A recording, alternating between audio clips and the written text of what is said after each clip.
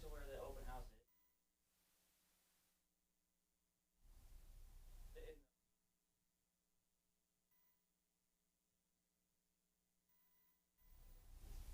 There, you got to go up to it.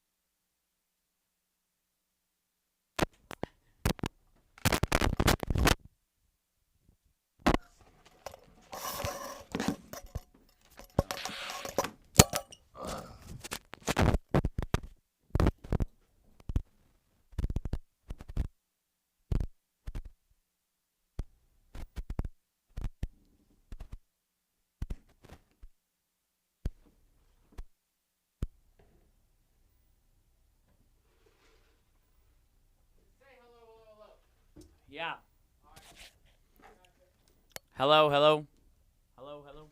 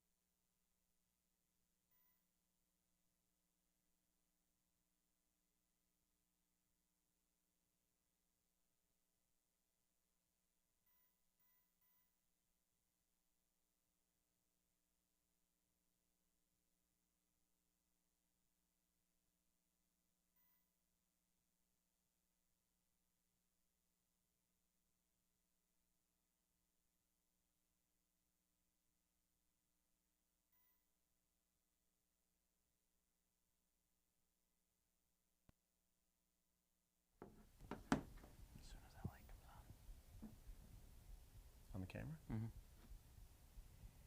We'll be able to see it on the screen.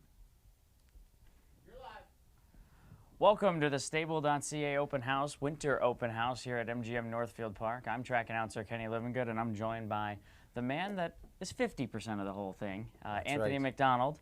His wife Amy will be down. We'll see her in a little bit jogging and getting some of these horses prepared. Right now on the screen, we already have our first set going, a set of 4 up in Ontario, and some awesome drone footage from your brother. Yeah, you know, this year, in past years, we were on Saturdays or Sundays, or the open house from Stutzman's Training Center, which you're looking at right now, First Line. It's an incredible facility.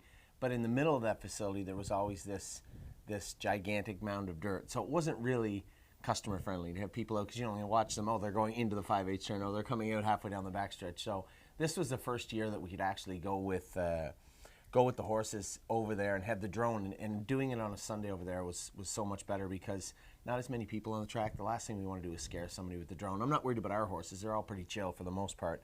But you don't want to see somebody's horse come out and then end up in a snowbank, and then you feel bad about it. So this is the first set going here. You and I talked about some of the horses. Now, the horse in green that was on the front was Miss Shazam. It was funny. James and I were at the sale talking about the horses, which horses we were bidding on, which horses we liked. And we'd bid on a number of horses. And he had said to me, he goes, I really like Miss Shazam. Now, James obviously had a ton of luck with Hasty Bid and wanted to go back to the same sire. So he said, well, what about Miss Shazam? So I knew when I looked at Miss Shazam, we owned the mother, and we trained down the mother at 2. And I think we raced her a couple of times, and James said, well, it didn't dawn on him that we had Miss Shazam. I said, James, are you joking? Like, we had the mare. You know the mare, right? And he goes, no, we never had that mare. I said, yes, we did. Anyway, we looked it up, and sure enough, we did. Miss Shazam is out of Fox Valley Shazam. That was a filly that I had bought actually out of the Chicago sale and brought her to Ontario. She was okay at 2, but when we started her up as a 3-year-old, trained her down, it was pretty clear that she was just going to be like an overnight horse, grassroots horse.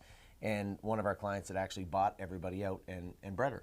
And this is the 3rd foal, I believe, out of Miss Shazam. Now, James really likes her, likes the way she moves. All the horses on the track here this morning in Ontario, he's all said nice things about, which, if you know James, he's really reserved. I'm the optimist. He's the more realist. So you get a good mix back and forth. But I haven't seen her yet.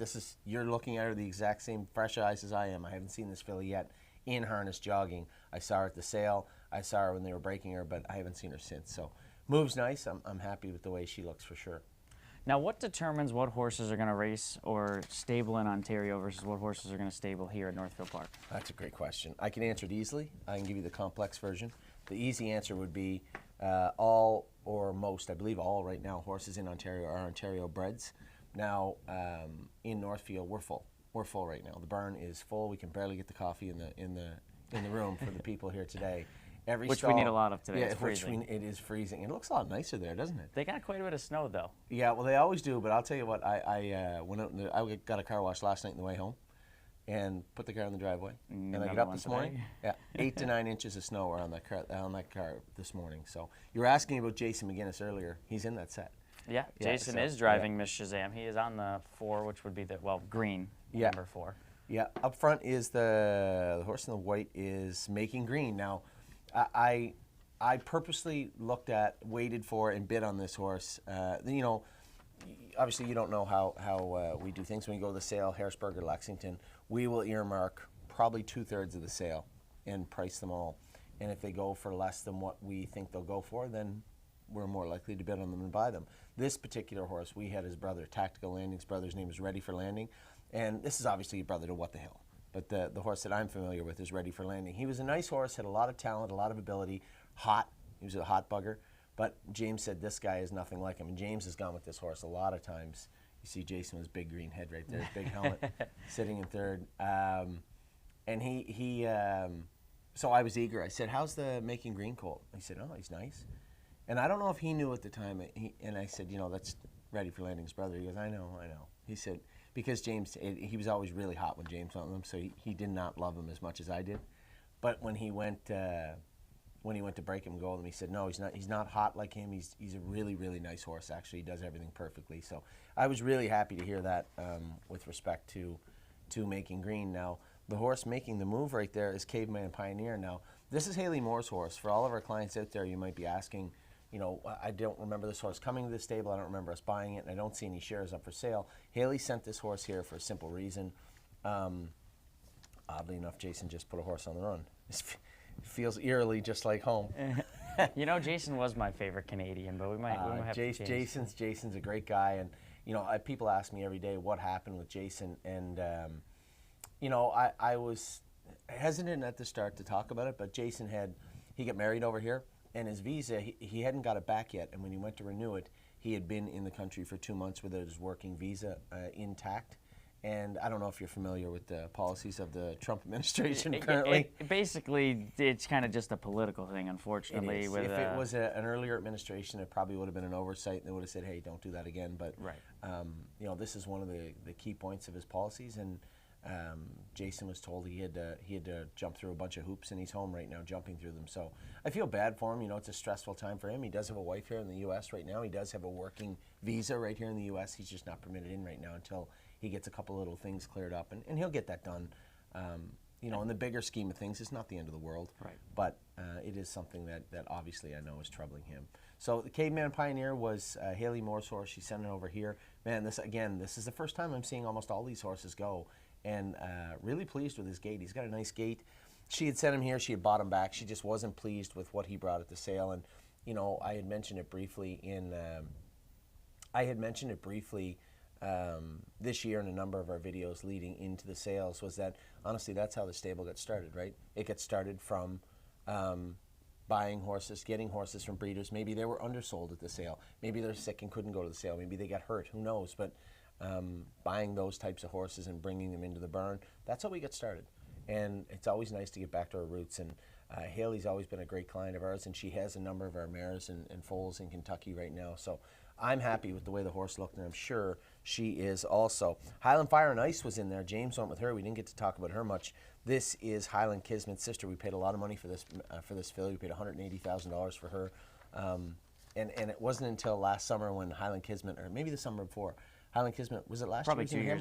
2 years ago. 2 years ago? Yeah. He was in the handball, and it didn't dawn on me until almost handball day that we actually broke and trained down his mother. He had a little bit of a rough the 4-year-old season this year. He broke a lot. Yeah, but his 3-year-old year, he was in the. He was hot. one of the favorites in the Hamilton. Exactly, and if not for a bit of a stretch drive, he would have got there, I think, and probably we wouldn't be talking about this filly right now. But we had Highland Top Hill, trained her down. Amy trained her down. Her first lifetime start, Amy McDonald was the trainer, and I qualified her, I believe. And she's a really, really nice filly. I went all the way down to Spring Station to look at this filly before the sale, and I drove in the driveway of Spring Station, and they have all these the cobblestone rails along the thing. And I pull up to the thing, and I said, "Hey, there's a bunch of barns everywhere." I said, "Hey, I'm looking for Josh." They said, "Oh, he's at the other barn." I said, "All right," and I went to just turn back away and clipped the front of my car on his on the ridge there. Yeah. Chewed the front bumper of my car. So I was already in a bad mood before I got to look at the filly, but she actually looked really good. I made the notes on her and a number of other horses, and we ended up purchasing Highland Fire and Ice. So when Highland Fire and Ice wins, we can have a backstory of some kind of maybe I'll get a bonus from Spring Station, and they'll pay for the bumper of my car someday. I don't know, but there was some nice breeding in that one. You have the brother, sister to Highland Kismet. You had the other one had a huge update on the sale, which was really the ceiling point of this filly. The sister, Highland Starburst. She made $374. None of that, for the most part, I believe, only $55,000 or $60,000. That was actually in the catalog. Oh, really? So it was an update to the catalog. So that one got going later on in the season. People will announce it. They'll announce it going in the ring, but unless you look and unless you can hear over the crowd, then you might have missed it, right? So although this is Highland Kismet's sister, it is also Highland Starburst's sister also. So. Yeah, both family members, both offspring of Highland Top Hill, who's the dam of Highland Fire and Ice, already $374,000 and $740,000. So yeah. Two offspring have already combined for over $1 million. Highland Destiny, obviously now just becoming a 2-year-old, and then this is the 4th offspring of Highland Top Hill. Yeah, yeah. So I loved the way the set looked in there. Miss Shazam with Jason looked good for when we saw her making green. Highland Fire and Ice, Caveman Pioneer. All those horses look good, which is always important. I don't know how things are going to go over there. I know James is a little more meticulous than I am, so I knew that he'd have everything ready to go. and I knew that the guys that we have over there, listen, everybody wants to get back to the day. There was the year, I think it was 2016 maybe, we had like a food drive for the food bank in the area, and we had, I bet you, 500 or 600 clients and people from the area come out to the open house, and it would be nice to get back to those days. You know, the first or second year I did the open house here, I'd asked Michael Carter, I said, do you have any media contacts so I can reach out to the news media to tell them that we're having this open house and get them out? Well, they didn't have any, right? And I can see why, because I had tortured the media around here. I emailed them, and I called them, and I emailed them, and I called them, and left messages, and not one news station got back to me. And it's a little frustrating. I guess the old saying, misery sells, is kind of the thing. Maybe if we had a catastrophe here, they'd be out. But, right. but you know, a good well, news they story. are. Whenever anything happens, they're the first ones. First ones here, yeah. Exactly. But unfortunately, it's just one of those things. So I think I'm going to have to turn it up. I think for the June open house, I'm going to have to actually go down to the news station and tell them that we'd love to have them out to cover one of our open houses, because it is a great time. You know, unfortunately for the weather. Can you just pick some better weather days for us? And that's the thing, right? I'm driving in today. It's about a 25-minute drive from where we're at to Northfield on a good day, and it was about 45, 50 minutes today. And you know, a lot of our clients, I didn't check downstairs. I'm sure some of them couldn't make it out, same as Ontario. But I do want to do a better job for June. I keep saying this every year. But you get so busy. You guys have so many. I mean, how many? What do we? You have 60 stables here? 60 stalls? No, we have 84. 84 full. I was close. I do work at Northfield Park. 84 full. Plus all the Ontario We borrowed horses. a couple of buck haulers. We have horses. Our barn is filling up quickly in Ontario. We have horses still that are turned out that have to come in. I think all said and done, broodmares. We have some broodmares, weanlings, and all of our yearlings and 2-year-olds and racehorses. I think it's probably just over maybe 140 horses in total everywhere. That's a lot to take care of. It is, and you know, the good news is that we brought on some partners, John and Nishant. John Evans and his partner crew over there. I've known John a long time. He was virtually a walk-on client. He came in with his dad, and his dad has since passed, and they were great people. And you know, John's a businessman from Ontario. He'd sold his company, and you know, he had floated the idea of working with me a few years ago on this. And at the time, I was, you know, we were just growing, and things seemed good. But you know, it's pretty clear that it's one thing to run your barn. It's another thing to have that barn grow to such a state that you need business help. You need somebody to come in and run the business side of things.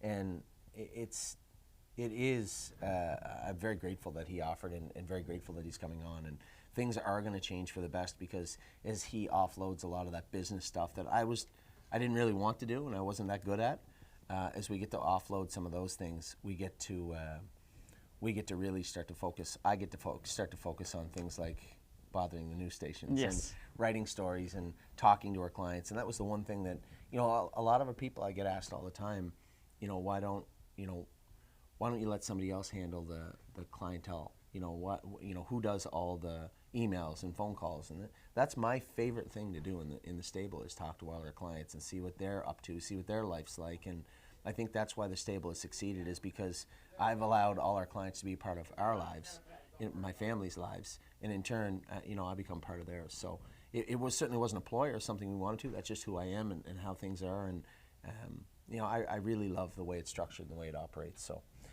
We do have, I saw you scratching Jason Merriman. We do have a few driver changes. Jason's going to help out in the barn a little bit today. There's our first set going on the track now. So Logan Ebersol is going to go with PJ's Lovin'. Now, PJ's Lovin' is the sister to Cherry's girl, who at the start of the year and training down wasn't really wowing anybody. But as we got to qualifying days, Chris Page went with her in her first qualifier, and she was good. I drove her first start, and she won. She ended up, actually, Logan just beat me at the wire in Virginia with his filly toward the end of the year. But she ended up putting together some good money, and she ended up being a nice filly. She was a bit cranky at the start of training, and she would maybe kick your face off if you didn't pay close attention to her. But when it was all said and done, she actually turned into be a nice filly. So when you talk about horses transforming and the transformation of horses, whether it be their attitude, their work ethic, or the way they race or train, this filly did a complete 180 from let's say September, October, when we first put the harness on her, to when we took it off. Complete 180 from her. So Very nice. Speaking of attitudes, as these horses are coming on the track, we'll have 6 of them here in set 2. We still have 7 sets. We had a lot of horses to cover. What is something that people a little less knowledge in racing, even myself, I honestly wouldn't know the training side. I don't really. What are you looking for from them today, going forward throughout the rest of the winter into the springtime? Obviously, they're going the wrong way right now. This is just a little warm-up. I'm assuming they're going to turn. Right. And, you're right. so yeah, what is something that? What are a couple things that to the eye we can look for that's basic knowledge, and then you can talk about their attitudes and stuff. But So obviously we can't see their attitudes as much. You bring a perfect question in because there's different knowledge levels to everybody when they come into the game. And that's what I love is the questions I get from people. You can always tell somebody's level of knowledge just by the questions they form, right? Mm-hmm. And what we're looking for today and what I look for every day, just attitude. Right now, they only have to want to do it right. They're going to make mistakes. These are 6 trotters going on the track. I would be thoroughly shocked if X-Ski didn't act up a bit, or Incredible didn't act up a bit, or She's Got Class didn't act up a bit. I just want to see them try to do their job right. Look, and it's really hard to say look professional. They've had a harness on for a month, right? A month or 2 months in some cases, but it's still, this is their first time. The first time we ever actually put a clock on them, so to speak, was last week. So none of these horses have, for the most part, beaten 3 minutes. But I do want to go out and see them do their work well. The ones that are acting up or not wanting to do it right, well, that's a problem. But I haven't seen any of those myself just yet, and especially the horses in this set. All the ones that I can see on the screen right now that I've seen go this week have all looked very, very good. And you, from standing up here now, you have to really put your trust in the drivers to give you tough. feedback. You want to be down there feeling every single one of them. And obviously with 140 horses throughout your stable, you can't drive all of them. No. So you rely on Eric, I know, does a lot in Kentucky. Yeah, he does, and Jason, obviously, when he was here, but now up in Canada, and with James. And you have Jason a lot of Merriman, trust in Jason Merriman got thrust into a tough position, right? He was Jason McGinnis' second in command. He had a certain amount of responsibilities in the barn, but all of a sudden he went from following orders to giving orders, so to speak, and it went from a combination of him and I and Jason to him and I. And it was a very, very difficult transition for him. He's done an extremely good job. He's a really good guy. Not a lot of people know this, but the guy's got 3,000 driving wins. I was hoping you were going to mention that, because I was going to say I didn't know that when I came here, and I thought he was related to Aaron. There's no relation to Aaron Merriman. None. But Jason was a good driver himself. He won a lot of races, and he was a regular at Northfield, from what I've been told. I don't know. He wasn't driving when I got here. He wasn't driving that much when I got here. He only came on in the summer, I think, a few years ago. He was there. He was riding. He was doing a little work, and he was a very knowledgeable person, so I'd asked him if he wanted to play a bigger role in the barn. And I think a lot of the time the stress gets to a lot of people, and maybe I put stress on people too, I guess. Whether it be, I know I've talked to James and Scott Zeron, and these guys drive at world class, and it almost seems like when they're driving our horses, they feel a little extra stress, and that certainly isn't I'm not trying to do that, but I can be an intense person too. When it comes to competition, we take this very seriously. My take on our stable is very simple. We're being looked at the industry as a group of question marks that are training in a questionable facility. It's not like Northfield Park is known for its world-class training center, right? We're taking horses from a place people don't generally see them do well, and trying to race them on the world stage. And I've been told my whole life a number of times, you can't do that, or you can't do that, or we don't do it that way, or it's not done that way. And there's no reason on planet Earth that horses can't come out of this facility and be world-class horses. And I hear it all the time. People say, well, why don't you go to Florida? Florida's great. I'd love to go to Florida, but I get 2 kids, two outside the door there, 3 kids in total that are in school. And honestly, Don't you already put enough miles on your car? You're going to drive back and forth to Florida? Exactly. we were talking about that yesterday. How many miles do you drive a year? I have to ask. My car right now, the one I have, is just under 2 years old, and it's got 111,000 miles on it. Wow. So you're averaging probably close to 55 to 60 a year. Yeah, and it's actually slowed down a little bit from when we were living in Ontario and I was driving over here. Right. 3 days a week I would drive to Northfield Park and stay overnight, and then finally during the pandemic we rented a place in Macedonia, but we were still back and forth. So this is the first year. This is the first year where we are in Ohio. So Kentucky, Pennsylvania, not Indiana this year, but I put on a lot of miles, but I don't mind it. I mean, you know, being in the car, I used to not like it, but being in the car now gives me time. There'll be people call, we can talk about stuff. It gives me time to collect my thoughts, and it doesn't matter whether it's 4.5 hours to Kentucky. There's more than enough to collect and put in Right. place. That's for sure. Yeah, So we're on the track right now. Who do we got? We have. I believe that was Rose Run Chief. Nope, Rose Run Chief is second. I'm trying to see. She's got class? That looks like my wife on the front end right there. Is what it looks like to me. X-Ski. X-Ski. Now, Amy, I don't know Amy? who it is. I don't think it's Amy. We're struggling to see the Yellow, color. PJ's Lovin' is sitting in last. That is, she's got class. That is a Oh, black Justin, saddle that's pad. my other wife, Justin. He's on the front. Anthony has half the Northfield Park driving colony out there tonight. I do, yes. And I'd asked him. I said, "Hey, just make sure you, you stretch her out a little bit. She'll roll into a break if you let her, but if you put her to work and keep your foot on the gas a little bit, she's fine." So far, everybody has very, very been professional. Well, we've been working on very them pretty good the professional. last few weeks, and she's got class. This is Brickhouse Babe's sister. I got 2 horses here from Ray Schnicker's family that we ended up buying. We bought Frolic, who you won't see today. That's Frank the Elder's family. She had OCDs removed this week. We'll talk about through the broadcast some OCDs and some things that we had to change, or that we had to fix. But Brickhouse Babe was a horse that Mark, my brother, raced for Ray. Raced her in the Breeders' Crown. She was a really, really talented filly. And a good family, too. Take my pictures in the second dam. I actually drove Take My Picture a couple of times for John Drennan in Ontario, and he was an incredibly gifted animal. And Civil Action, again, there's exports all over this page. So good horses all over this page. And we're, the one thing I wanted to talk about throughout the day are the pedigrees we actually got. I'm proud of what we've been able to create. I've been proud about what we've been able to acquire over the years. And I think, again, I like to say this every year, but I think it's fair an assessment. Again, this is another year where that's my wife on the front end. That's my real wife on the front end. That is speaking of Amy, briefly, she just won. Is she going to plan on start driving in races? Because she did just win a qualifier. Do you know what? I will give her all the props in the world. She hasn't made one mistake in all the qualifiers she's been in. She's won 2 qualifiers. She won her first one with Blue Ventura, and then she won with Agent Black and beat me in the qualifier the other day. She does a great job. She obviously feels like a lot of people, especially because this is our company. John and Nishan are on, but Amy and I started this. We built this from scratch, and she takes her job extremely seriously. And, we got our first breaker. That was... Prada or Nana. That was before. Yeah, old Prada. Which is a second offspring of Green Manalishi. Yeah, so. this is the out of a full sister to Green Manalishi. She is a chimpanzee out of a full sister to Green Manalishi. It was a funny story with this filly. We had just an eye on her in the sale because I didn't know what she'd bring. There's tons of angles when it comes to the sale of what's going to happen and maybe what didn't happen and what could happen. And what we looked for was maybe a smaller farm. And Jesse Bloor does a tremendous job in Ontario. And they put a couple of horses in the sale that maybe didn't go for as much. So I was just watching to see how this one would go. And I think it went really, really low for what I thought it would.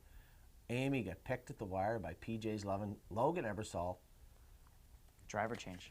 Huge driver change, I guess, right there. Jason to Logan, and PJ's Lovin' got up.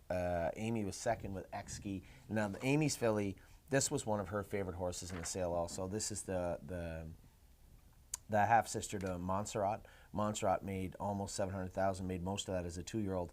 Guinevere Hall herself, I don't know if you were here when Guinevere Hall, you weren't because I was raced against her with Globetrotting. Yeah, I don't know Guinevere Hall, but I do know Gaslight Hall, who was right under her that you guys had. A little bit different talent level. Gaslight and Guinevere. Guinevere was a killer. Gaslight was just a nice kind of meat and potatoes horse that we ended up selling. He's back in your stomping ground now in Saratoga. That's where he's racing right now. Oh, yeah. Isn't that where you were at before That was right before here, yeah. Yeah. Yep, Where are you originally from? New York, upstate New York. It's a big place, though. Do you have I was 45 minutes from Saratoga. do we have a name, or you don't want to tell Albany? anybody? Albany? I was in. See, I call it Albany, right? Yeah, okay, yeah. And I went into Albany to speak at the. Oh, you did the. I testified yeah. at the hearings in Albany, New York, 2 weeks ago. A client and a good friend of mine, Rich, had asked me to go down and speak there about licensing and the woes of licensing in the racing, and we could do a whole broadcast about that. But I had told them, quite frankly, I could only tell them the simplest way I could. We have almost 140 horses, and we have 1 New York bred, and it's half sold out because people just don't want to get involved with the licensing problems in New York, and it's very bureaucratic, and it's expensive. So if they could alleviate that, then all I could tell them was, well, all I can tell you what we would do. We would buy many New York breds, and lots of our clients would buy them, but it's hard to sell them right now. And it was really fun. It's also a lot for the Sire Stakes program. I've talked about this with other people. When you have a leg down at Yonkers, and then you have a leg in Buffalo, people don't understand that. Those are 7-8 hours apart in a horse trailer. And people don't understand that. You're right. And one of our clients, Joel, is always very clear about that to me, about how far the drives are. And I'm well aware of that, but you don't have to make all of them either. True. There's so many legs that a lot of people will focus on. If you have an okay horse, you'll focus on the Buffalo, Batavia area, down around here, Tioga, those things. And if you want to, you can make your way up to Yonkers or Saratoga. We raced a horse 4 or 5 years ago. Again, you weren't here. Bomb Hugger was her name. We raced her right out of here. And if you look, as a 2-year-old, she had like 7 different trainers. Because what we would do, we would train her out of here, and then maybe 4 on draw day, ship her to Buffalo to a trainer, ship her to Yonkers to a trainer, and I would go and drive her. And it sounded a little dysfunctional, I guess, but it worked really well for us that year, and it might be exactly what we do this year. You'll see one of our New York breds coming up later, our only New York bred coming up later on in the broadcast. But back to this set, I'm going to give a check mark to Exkey. Amy did a great job. Now, I didn't zone in on Incredible very much. Incredible has a lot of talent. She was a little fractious in training this week. We added an ear hood, added a little more weight to her up front.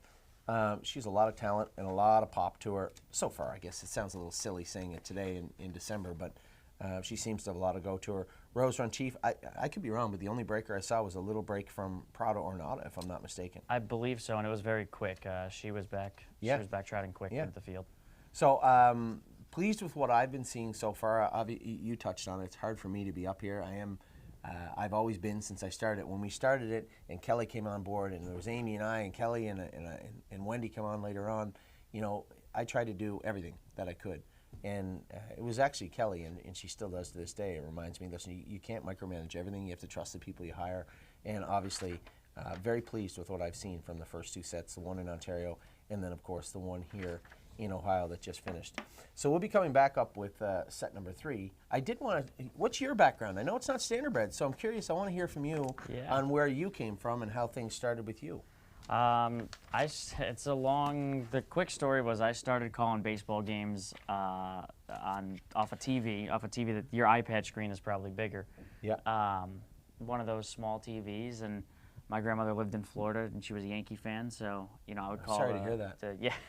I would call the Yankee games on the phone for 3 hours. I would come home and do it, and I just loved going to the track. I mean, I was a little spoiled growing up near Saratoga.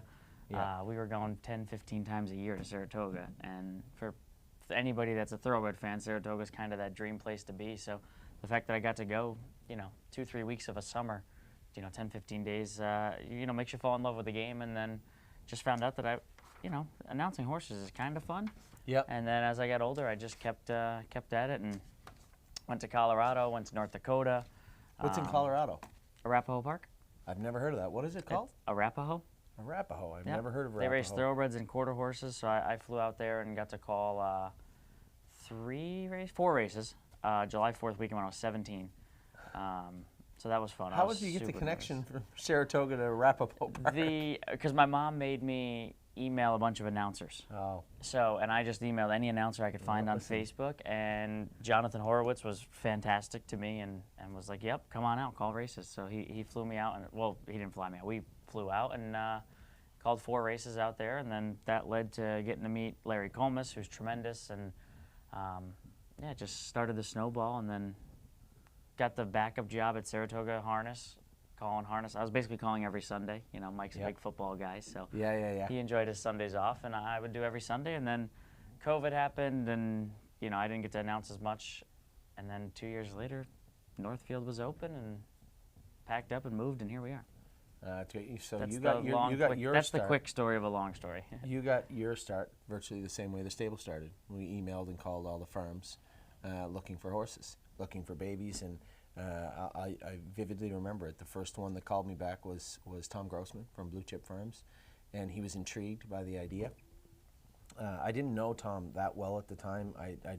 We bumped into each other in passing, ships in the dark type thing, and I remember him asking about it, and it seemed to me like he was mildly interested in the idea, and would see where it went. But it gave me the confidence to, to continue on, because when you send 8, 10, 12, 15 emails and get no responses, or you leave 15 messages and get no responses, it's obviously a little deterring.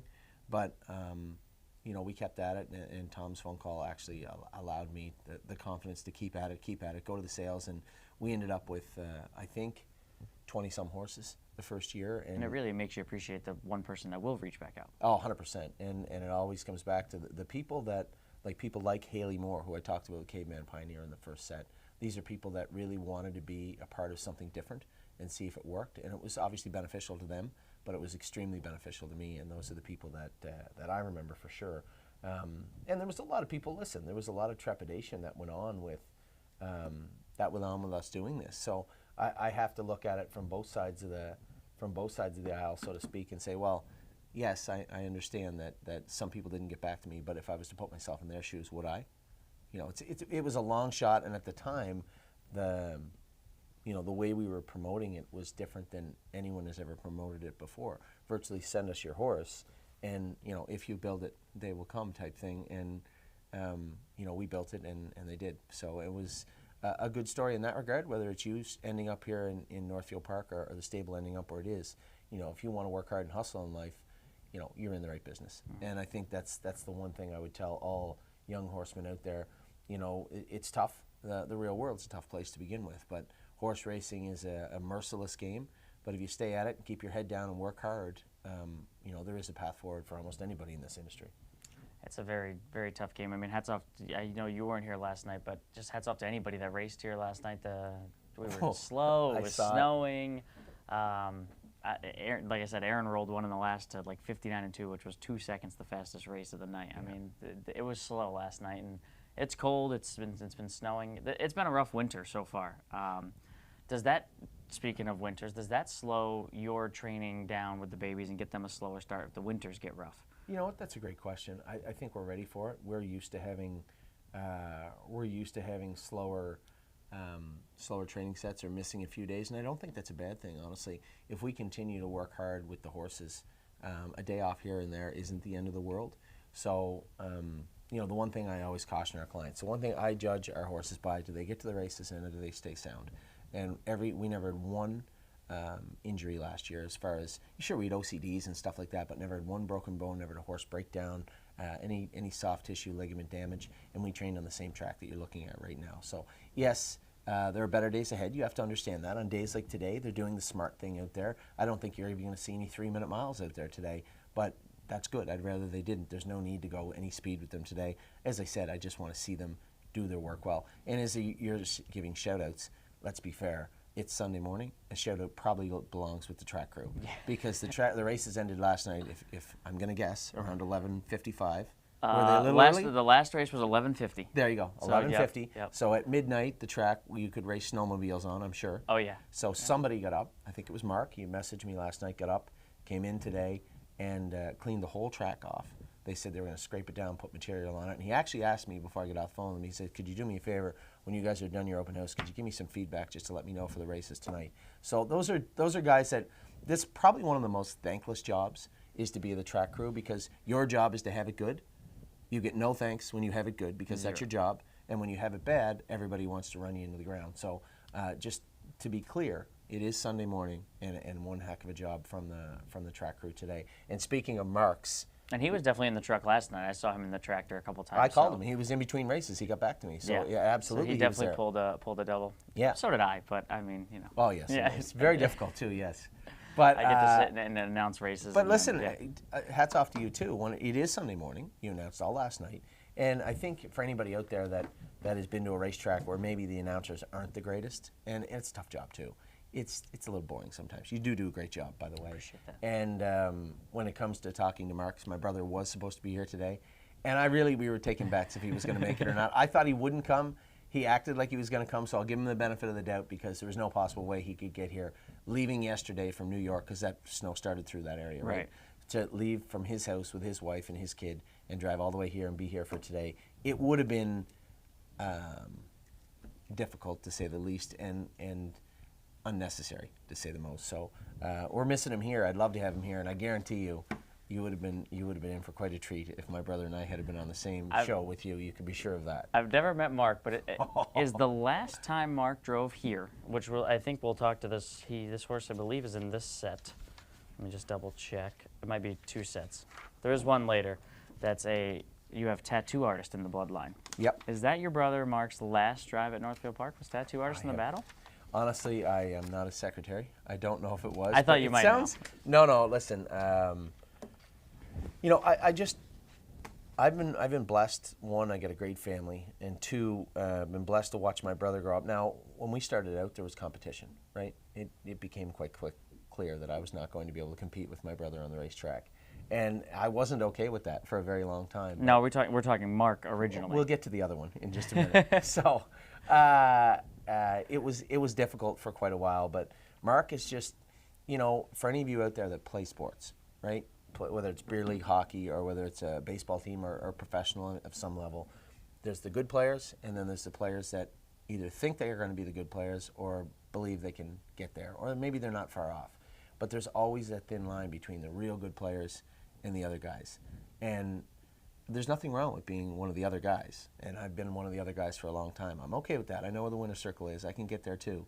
But Mark, and now it's more difficult because, you know, we used to beat up our brother James, and now he's beating us up pretty good. He's an incredibly gifted, talented driver, and I see so much of my brother Mark and him. They are a little bit different in their approach to the racing. You know, people have to understand, when Mark and I came up, we were 16 and 18-year-old kids that left home and grew up, got our licenses in Quebec, surrounded by French people. Now, may not have been overly welcoming to the English kids that were trying to get their license, but it still worked out well. But we had to dig and fight and claw and scrape everything together to become drivers. And I think that leaves a little bit of an edge on you, maybe me more than other people, but right. And you always feel that hunger, right? And James, not that he doesn't, but he approached it in a much more cerebral way. When he was coming up, he was Anthony and Mark's brother. He was Mark's brother. If you liked Mark, you loved James. If you liked Anthony, you liked James. And if you didn't like them, you still liked James. James is probably one of the most likable people you'll ever meet. And to see him come from, I tell people all this story all the time, you know, he was a 21-year-old kid, never brushed a horse, ever. Picked up a brush, brushed a horse, and within 6 months I had him behind the starting gate schooling horses. That's how quick he picked it up, and that's how talented he really is. And then to see him dominate the way he does, it's impressive. I've seen it. I've seen Mark do the same thing, and you know, just we're always cheering for one another, and I always want to see them do the best, and they want to see me do the best, and all my brothers, whether it be Lloyd or Bobby or Curtis. I mean, all the stuff you're looking at on the screen is Curtis. And the one thing I never get to talk about that much, because we're in horse racing, is my brother Curtis. You know, here's a guy that, he didn't go to school for any of this. This is all self-taught, and this is all him putting in the legwork, understanding the work. I remember he lived with me and worked with the horses too for a while, and we had a computer, and computers sucked back then, right? And we would come home and he'd be screwing around with graphics all day long. It would drive me nuts. But, you know, fast forward a couple of decades, and, you know, there's people that are in this industry that tell me all the time. I'll come across them all the time in all walks of life, and they'll say, "You're Curtis's brother?" You know, from the other side of the fence, from the editing and from the broadcasting side. Right. And they'll say, "You're Curtis's brother?" And I said, yeah, he's my brother. He's an incredibly talented and gifted person, and he is. So have you ever, I've never met Curtis. Yeah, you're the only McDonald I've met. well, you're lucky. You met the right one, but still. Now, does Curtis have any driving wins? He never got into the horse at all? No, he can train a horse. And, so and I probably have some as of my many best. driving wins as one of the McDonald brothers. That's true. I can claim that now. He could train a horse, and probably one of my favorite stories on planet Earth to this day, it's not for the broadcast, but another time, is Curtis training horses. But Curtis, you know, he could do it. There's lots of times he went out and trained and jogged, and he can do anything, but he's incredibly gifted at what he does for sure, and yeah, it's he's pretty got obvious. graphics, and they're all updated. Logan Ebersol, if you have the PDF, is driving the 6-horse Complete Unknown. Yep. So that's our one change. So let's get to some of the horses, since it is about horses today.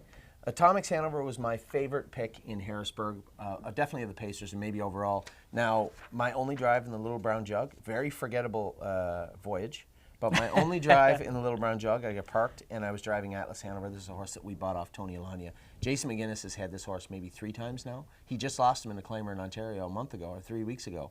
Or maybe he still has him. Atlas Hanover, we're still talking. He lost, yes, he might have lost him too, I'm not sure. But Atlas Hanover's full brother is, I guess the 3/4 brother would be both Atlas Hanover and Remember the Alamo. This is the Stay Hungry colt, and he just looked really good on the track. I believe that's him, if I'm not mistaken. Who do we have on him? This would be Justin. No, that looks like Tyler. That's probably Tyler, yeah. That looks like There's Tyler. Justin right there on the bottom of the screen. We won't talk about him. He's on the run right now, but he's just jogging around. This is a colt that I really liked when we got him at the sale. I just thought that I had him actually earmarked for a little bit more. If I'm going to be completely frank, I think the Stay Hungrys went for a little bit less than I thought they would this year. And Atomic Hanover is just a really nice horse. He likes to play around. You see him throwing his head, but I've seen this before. You know, right now they go through stages, right? The first stage is I don't want to do this, or maybe I like this, or maybe it's I'm going to kick your head off. But after a couple of weeks, they start to behave a lot more, and then I want to see what they do. They're learning. Not only are they learning their job, they're learning you and the teaching it. 100%. There has to be trust. You have to learn them. So there's a lot that goes into just, it's not just who's the fastest horse.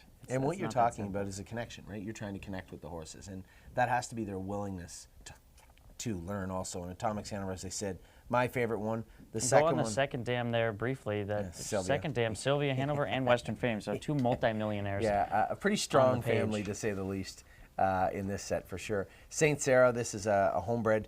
John and I own this filly, and a couple of other clients own this filly, Capistrano.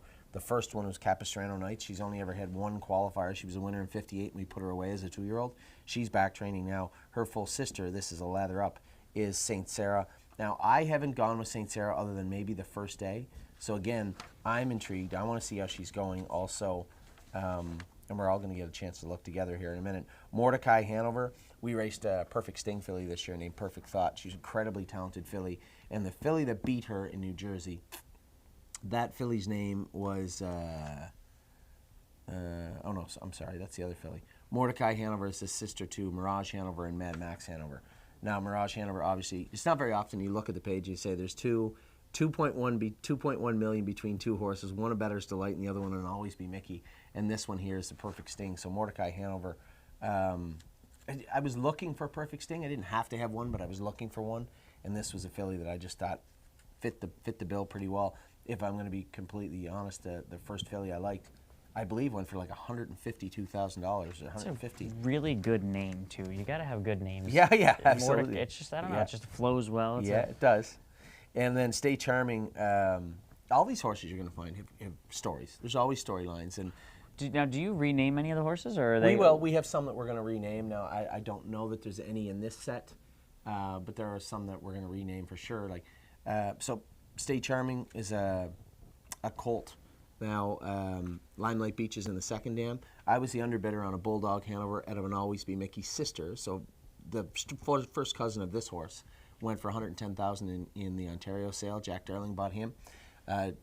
Ron Burke bought the brother to Limelight Beach. Now, this is an older family. I think it was like the 14th foal, and it was a Sweet Louis paid $70,000 for. We bought Stay Charming. Again, this is Stay Hungry colt. We bought him for $13,000. He was super timid when we bought him, but he's got a beautiful gait on him and moves really, really nice. Do have one on the run here. Oh, that'd be Amy. Bella Dale. When she's going at a slower speed, she will roll off once in a while. She's got a lot of speed and a lot of talent. She's one of the horses, actually, I have gone a mile with. I've been a mile on 257 with her, and she can dance right along. But again, with the track being a little slippery, these horses aren't super corked right now, too. So that's another key component of them. Just go easy with them today. This is the Down by the Seaside filly out of a sister to Peaky Sneaky, who obviously is a very, very good horse. Now, one of the most interesting horses in this set is Complete Unknown. Now, Alan Swain is a very good friend of mine. Him and Bill Donnelly were clients, and Bill's still a client right now, I believe. And he had messaged me, and that was him that just made that move to the front. He had messaged me, was that Atomics?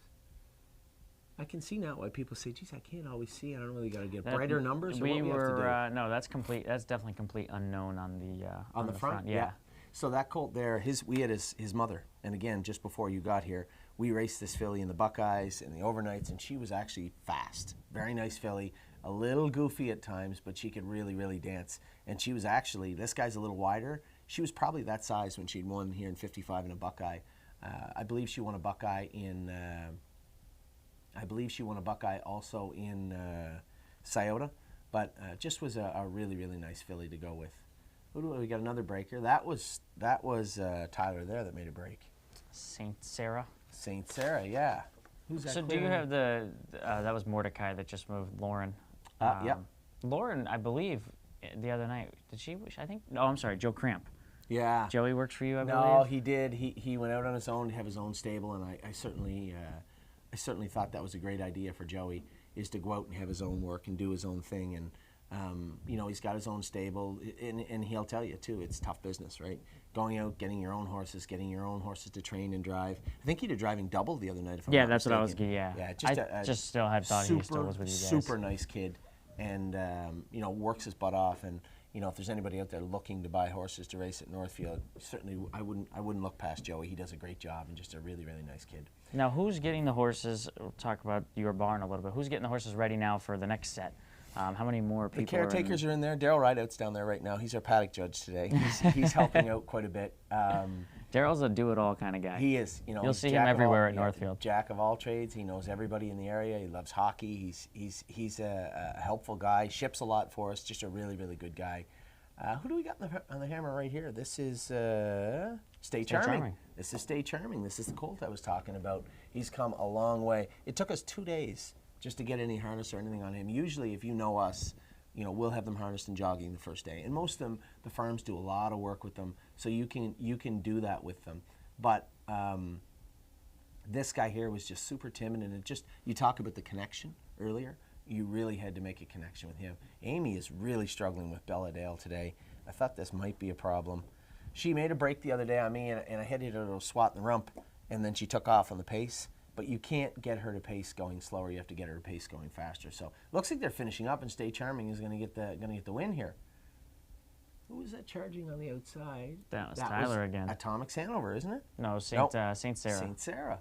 She's actually bigger than her filly, than her sister. So now, how important is size as a yearling going into January, going into their freshman year? Are you looking for size, weight? That's a great question. Is it still just all attitude so far at this early on stage of learning the game for them? A small horse has to be super talented. A big horse has to do their work well. They both have pros and cons. What you want to have is a horse that can do it right. Do it right and like to do it right, and they almost have that attitude where they want to learn. And if they can do that, well, then the sky's the limit for them. And, there's nothing more you want to see on a day like today than horses roaring by the other horses. Like, to me, you look at that filly, there's a filly that likes her work and wants to do more. And we're certainly not going to ask her to do any more. But that is what you want to see on a day like today. And listen, we had clients that watched probably one of our best horses, if not our best horse last year, was Jailbird Jog. And if she trained 100 times, she made 70 breaks. But she just made it being goofy and stupid and frustrated. And once we got her to a racing speed, once she got to the qualifiers, wow, she's never had any issues after. I think she made 1 break last year and 1 official break on the track last year. So I know it's hard to watch the horses. Like if you're a partner of mine on Belladale, you're like, oh my God, all she does was run. Well, the track is icy. She doesn't have a lot of grab on, so we'll give her the benefit of the doubt. I will say this, we have 40-some horses in the barn. She's one of 2 that have trained in actual miles so far and done it exactly correctly. So I'm not too concerned with her. I know it's something you don't want to see. If you tune in this morning and have a cup of coffee in your hand and you're watching Belladale go, you're a little maybe displeased. But as I said, they're babies, and if you're going to be in the baby game, you got to have thick skin. You're gonna have headaches. Oh. When do you start to lower the time? So Belladale's been in 2:57. When is the goal to crack 2:50, 2:45? Do you have a set schedule, or is it just as they go? Every horse is different. No, that's a great question, because I tell all our clients all the time. We talk about trainers that do that, right? They have on the 15th of December, I want to be in this speed, and the 30th, they calendar trainers. And to me, how can you possibly know what that horse is ready to do on December 15th? Why don't you let the horse tell you? And I'm not saying that I go out and go mile 240 because Belladale can, which she can easily. But you want to keep them comfortable, but at the same time, they are athletes, and you want to make sure they work. There's Bella right there. There's nothing that would bother Amy more than that, I can tell you right now.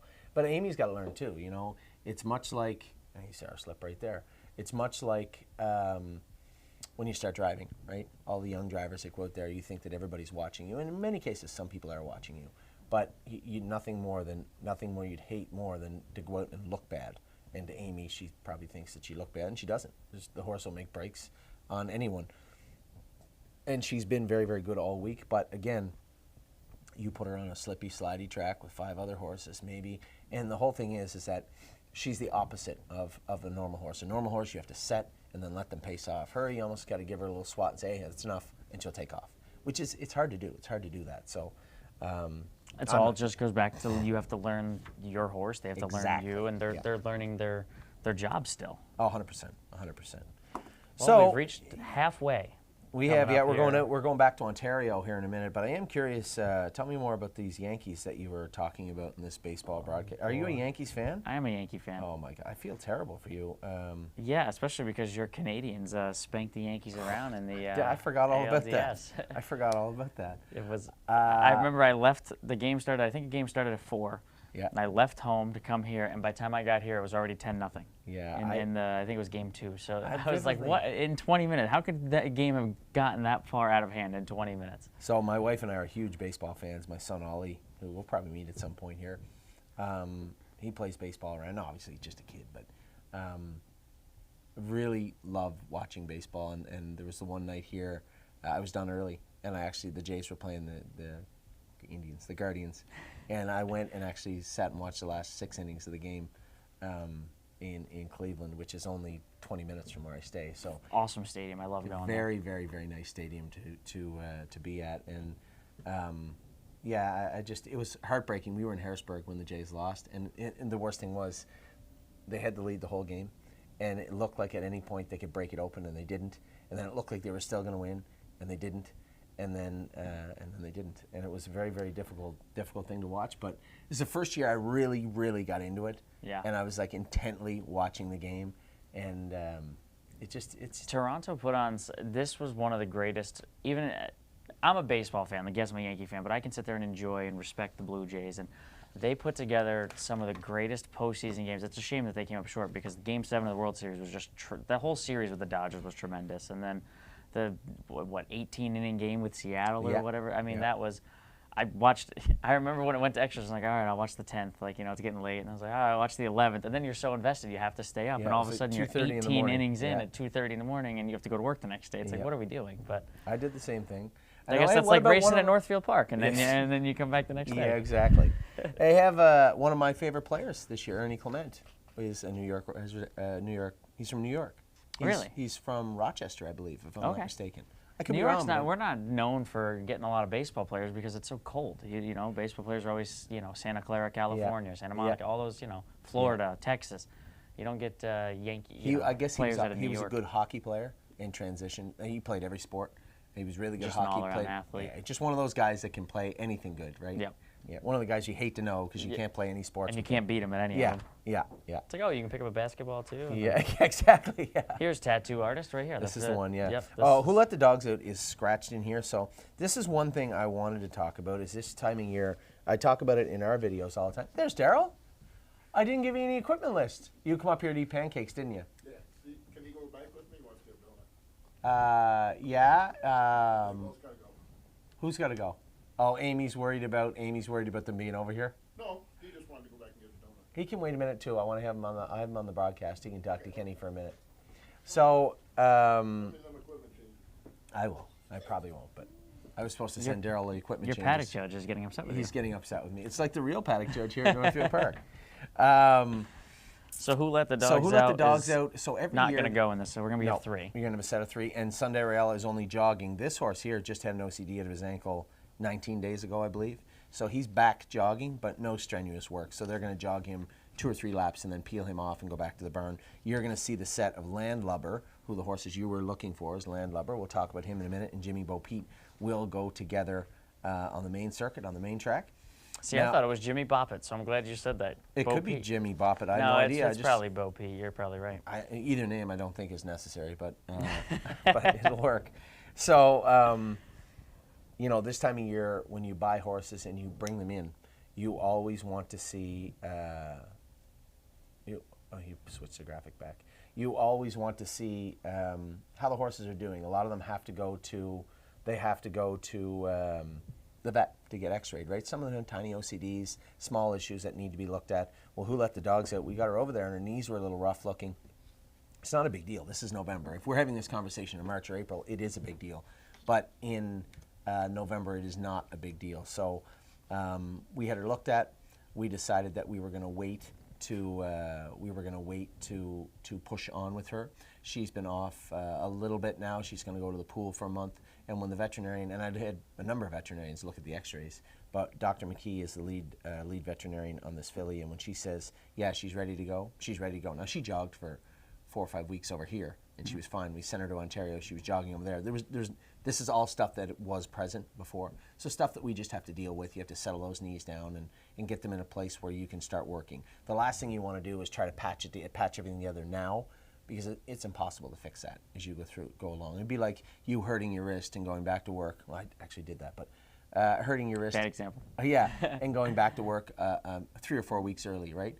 You might be able to do it, but certainly not to the best of your ability. And then you're probably snowballing, to use that word again, the effect down the road. And obviously with a yearling, you don't want to start the career. Bad You're better off starting them late. Yep. And getting even a lot of horses we see don't, no starts this year on the program as 3-year-olds that didn't race as 2-year-olds. Yep. You're better off with that and then having a longevity style career versus maybe, she was flashy, but then she was no good as an older horse. Yeah, I mean, it comes back to one of the things we try to do. It might sound obvious, but it isn't obvious all the time. A lot of the times you're trying to get the horses there, you're trying to get them to do their best work, and sometimes you just have to take a step back and say, what's best for the horse? What's best for the horse is always best for the client, is always best for the barn, and sometimes that is hard to quantify. So when it comes to who let the dogs out, she's perfectly fine. There's nothing acute right now. There's not an issue with her right now. This is all about ensuring that there isn't an issue with her down the road. So she's not going today, but for our clients in Ontario, you certainly stop by, feed her some carrots, and have a look at the filly, but you won't see her on the track this morning. Now, I have a question, since we're talking about, the vets looking at horses and stuff. So Landlubber is a colt, and then Jimmy Bo Peep is a gelding. Do you guys decide when you're going to geld them? Do you have a plan to geld them all, or is that all just kind of, again, learning everything? And do you prefer geldings versus colts? My wife prefers geldings. The studs can get a little hard to deal with sometimes. Well, but she has to deal with you all the time. yeah. But when it comes to horses, it's very simple. I'll give them 2, 3, 4 weeks to settle in. Right? They'll win the barn. They're roaring and squealing and striking. They're raring up. That's just part of the package. But when you get 3 weeks into a full stable where you're supposed to be learning and you're still doing the same things you did on day one, well then obviously the conversation starts. And if you do anything dirty, kick the grooms or bite them, or you're just hard to deal with, then but for sure at that point, probably at the 4 or 5 week mark, if you haven't settled in or you're still being nasty in the barn, then yeah, we'll likely castrate you. I would say Jimmy Bo Peep, I can tell you what his deal is. He's a little bit of a nut bar when he was on the track. I know that James said he sees everything on the track. He acts up sometimes, and that is why he likely was castrated. Whereas Landlubber hasn't done anything wrong. I don't have a problem leaving them a stud. You can't. And here's the thing about the studs versus geldings. From my point of view, you can't let them get to where they have a bad attitude, because when you start training down a stud with a bad attitude, in my opinion, it only gets worse. It doesn't get much better. Now, if they go out and they do the work fantastic, like that, well, okay, maybe you're gonna wait. But if you get a horse that has a bad attitude training in 220 and it's a stud, it's unless you have a pedigree that is forcing your hand, right? And although Landlubber's pedigree is good, you're not talking, stud material. You're talking, Jesus, a very interesting looking pedigree type thing. And with him, I think we just wait and see. But James said this horse got an incredibly good attitude. So Jimmy Bo Peep, probably because he was a little nasty and a little dysfunctional sometimes, a little crazy. And Landlubber, maybe a slightly less flashy pedigree. Yeah. Now we had it's funny because side. We had this horse, Century Invictus. I bought him. We paid a lot of money for this horse as a baby. He was a Bettor's Delight. and a good-looking horse, trained down, but he just couldn't quite get to that next level. Now he's been really, really good in Prince Edward Island racing for the gentleman that bought Jimmy Bo Peep. Mr. Collings actually owns Century Invictus now. So that's the connection to us, was that we had the brother, and he had bought this horse, and he was only supposed to be here part-time, and then he filled his barn up in Prince Edward Island and said, well, you may as well train him down there since he's an Ontario bred. So that's where Jimmy Bo Peep is coming from right now. I'm just trying to pull up the full page. So if these horses have made this far and they're still colts, they're probably going to stay that way going into 2-year-old season? No, we Has could it been- castrate them all the way up to probably April. But Before it affects their racing start. Yeah, and there's people that might castrate them in June or July and just give them a few weeks off and start them back. I don't really want to get to that situation. We want to nip this in the bud quickly. So I think most of the horses you see that are going to be geldings as their 2-year-olds will be geldings now or in the very near future. And it's the same as I talk to our clients about OCDs. We're looking at a lot of the horses right now. We had x-rayed 21 horses. Just What to does see- OCD stand for? So I wish you wouldn't have asked me that. It's a small Well, chip. I had to ask, 'cause And I that's don't know. fair. I don't know the technical term, but it's a small calcium deposit in the joint. Gotcha. Some of them will reconnect to the wall, and some of them you have to take them out. We had Perfect Thought last year had an OCD in her left hind, but we had opted not to take it out as a 2-year-old. It was kind of hidden in behind the sesamoid, and it bothered her a little bit from time to time, but for the most part it did not. And then when we went to turn her out this year, we had sent her down to Dr. Park. Megan had sent her down to Spring Station of all places. Right. She's at Spring Did she Station. have a bumper issue there? Yeah, no, she did not tear apart any of their barn area, but she did have an OCD that was still there. So Dr. Park had taken that OCD fragment out of her left hind ankle. It was hidden up in there, and that isn't the norm, but it is something that we decided. She's a good filly. I can't think of any reason to leave it in there now. Right. And the time off now is easy as of when you take an OCD out right now, you have 2-3 weeks off, and then you have to come back. And if it's a troublesome OCD, you might have to give them a little more time. So we just thought, the vet had said, it's in a spot, you don't need to take it out. I wouldn't touch it. So we didn't. And we did this fall. So that's a great question, though. Yeah, just trying to. I'm a little inexperienced when it comes. Like I said, I've nothing wrong with not. that. I didn't grow up in horses. I just happened to fall into an announcing kind of career path and wanted to do that. But Yeah. it wasn't like I grew up on the backside or was around horses. When I go to the barns, I still am like hesitant around the. I mean, I've jogged and it's. I was going to loved ask you, have you jogged horses? Ask Lauren about the time I jogged on the main track here. It didn't work out well? That's a story. That's a story It's and a a half. No, long story short was I was out there. It was Emerald Chip. I mean, he's in your Very barn. well. Yeah. And she said, yeah, he's fine. He's 12. He'll, whatever. He'll be easy. Well, I guess it wasn't relayed that we were going to go on the main track, and she said that, Emerald Chip gets When a he little... gets on the main track, he gets a little hot. He likes to can, go. He can, yeah. And he probably felt that he had some schmuck on the lines, and he pulled all the way around the track, and Lauren had to go out there and like flag him down. I couldn't pull him up. So, yeah, that was. And I was doing a publicist thing with a new. So I was really? in a 2-seat jog cart. Oh my God. And it's not like I'm a newbie, but I can steer and go. But yeah. Oh, here's Ontario here going. Our news lady, luckily, she was much more calmer than I was on the inside because I was very stressed about getting him to slow down a little bit. But It looks like they made their way to the main track here, so they may have already shed Sunday Royale, I suppose. Which I wish they had. so there are 2 tracks up in the. There is. So training center? when you they're on the backstretch right now. When they start to come around to the exact opposite place of where they are right now, you will see a jogging track on the other side. This is a half-mile training center as well. No, the track they're on right now is a 5/8. Okay. Yeah, a little bit bigger. This track right here is about 12 minutes straight north of Mohawk Raceway. Maybe It's not even. just a drop-off there if you go left, huh? Yeah, you don't want to go left there. That's a bad place to be. So this would be Jimmy Bo Peep and Landlubber. Now James was worried about going the right way with Sunday Royale. He might have got a little warm. So I thought Curtis might pick them up on the back track. It appears he did not. He's probably drinking coffee in the van. Unless this is him going the wrong way here. It might be because he's holding the drone. You might be right. Nah, You we were got a right. glimpse of Sunday Miss Royale. Curtis, How I about shouldn't that? have been knocking him. There's old Sunday Royale right now. So this is 19 days after having an OCD removed from his right hind ankle. You can see he's sound. He's fine. He was sound beforehand.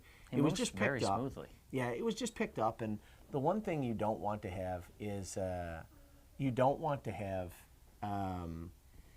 this issue in May or in June, right? This is something we can nip in the bud right now, and it may not be bothering him now, but I would bet you good money before he gets to his stake season that you're going to see him start to coast over on that left shaft, get out of gear. That soreness is going to, as we talk about, snowball or cascade, and that horse is going to start making breaks or not have the year you want him to have. You need to nip this in the bud right now. And we obviously nipped it in the bud. Now, again, this is my first look at Sunday Royale since the sale, and James raves about this horse. He really, really likes him, and he moves nice. Now, you can see he's over on the left shaft a little bit, but obviously there's going to be a healing time frame when it comes to you remove an OCD chip from a horse's ankle. There's going to be a time frame, and this is his second or third day back jogging. They were just going to jog him 2 or 3 laps and then be done with it. That's Dominic going with him right now. So when you say he's on the left shaft, though, but he's just not quite straight centered between the jog bike. Exactly. So it's hard to see from this angle right here, but you can see if they show the other angle where you're a little bit behind him, you can see he's just over on the left shaft a little bit. That was pretty good. It's pretty sharp, Curtis, how you did that. I like that. So these are the 2 pacers going now. Now, And James you can see how straight exactly that Jimmy there. Bo Pete right Yeah. there is very straight. Yeah. Now, I had said maybe put a screen on them. And James, like me, like James, here's the leading driver in Canada.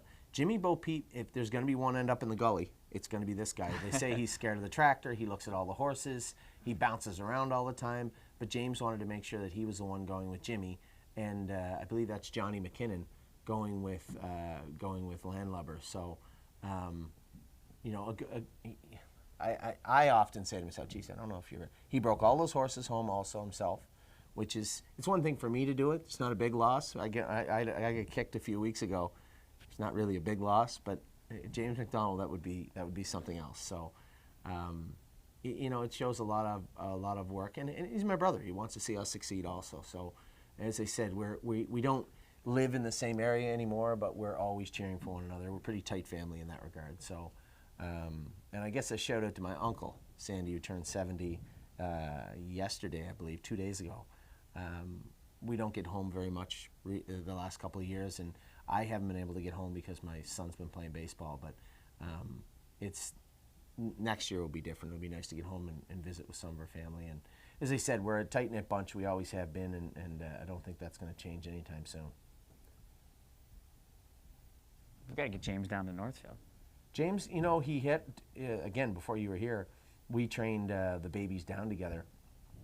And the first, when we had Compass Rose DC, Globetrotting, we had 4 fillies, and I think all 4 of them won here the first night in the Sire Stakes, if I'm not mistaken. James liked Compass Rose DC. She was a mean mare. She'd bite your face off, but she could trot, and she won here. I think she made a break leaving and still won, if I'm not mistaken. Globetrotting won that night. Spend Your Money won that night, and one other filly, I can't remember who, but I think we had a good day. So he does. James will travel, but James loves to golf. He's got it good right now. He races 4 days a week. He's a leading driver in Canada. He can golf anytime he wants to. It's a pretty good gig being James McDonald right now. The problem is being James McDonald it's not that easy to attain. And then he has to take orders from you. Well, no, it's he when we had the calling? horses together, and this is the great thing about having the babies and James watching over them, is that James is James, and we butt heads sometimes on the way they need to be trained down. And I joke with him, he's the HR department, and I'm the gym teacher, right? He's the guidance counselor, and you know, we're a good mix, and we butted heads a lot over the years, but James knows what he's doing, and people don't realize this, whether it be Mark, who was a tremendous trainer before he was a great driver, or James, very, very knowledgeable horse people too, when they're not racing, just in training. So we have, who's the one on the front? That's James on the front with Jimmy Bo Pete, right? No, Landlubber just moved to the front. Oh, there must be a driver change then, because I'm pretty sure that's James up front. I don't really know who's sitting in the 2-hole then. Is that not James's colors? Looks like James's helmet up front. That looks like Johnny McKinnon in the 2-hole behind. I think they switched the drivers up on us. Without giving us the changes? Yep, I think that. Well, Landlubber is the one we were talking about. Dominic went with Sunday Royale for sure. That was Dominic Gladue on Sunday Royale. So they've switched up with it. We're gonna have to find them. for Late late drive. driver change, yeah. Because it looks like, I can assure you that's James McDonald on the front end right there. So James is going with Landlubber, and he actually had Johnny go with Jimmy Bo Peep, which is good. That's good. You know, Johnny's got a great set of hands too. He's had horses with us forever. He's worked with me. I bet you Johnny McKinnon has worked on and off for our stable for 16, 17 years. Both since of he's these been up here. horses are very professional. No one, Well, they neither do. one has done anything wrong, and they then- both moved past You each can other a see couple Jimmy. times. Jimmy's looking for the gully a little bit. He doesn't pay attention. I think Johnny's well aware of what Jimmy's up to. When it comes to these horses, it's just putting the work in, right? And James understands the difference between the way we train them and the way that other people might. And not to say that other people train them wrong, but they do train them somewhat different. Our horses, I want them prepared. When they get to the races, I need them to be able to be at their best, because we just can't assume that we're going to go out and beat. There's the half-mile track over there. Or it's not quite a half. It's probably a little more than a third. So they're like basically There's connected. farms that they are literally connected right there. Yeah. So Jody Jameson and Carl are stabled over there. Ben Bergeron is over there in one of these farms, right? Barns here. He just built one of those barns brand new. But that is Ben and Jody are over there.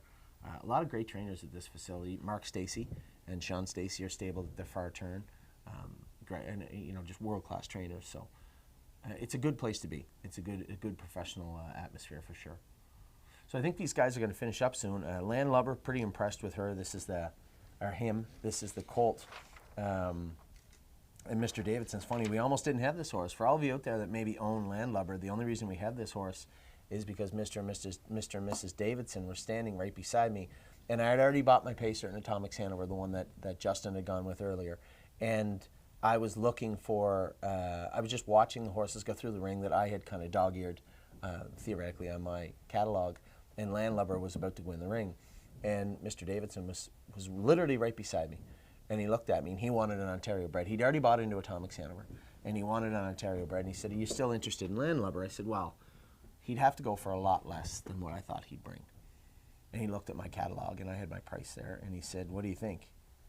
I said, "If he brings 60 or 70% of that, we'll probably, maybe I'll bid on him." And I bought him for $52,000, which was actually 60 or 70% of what I thought he would bring.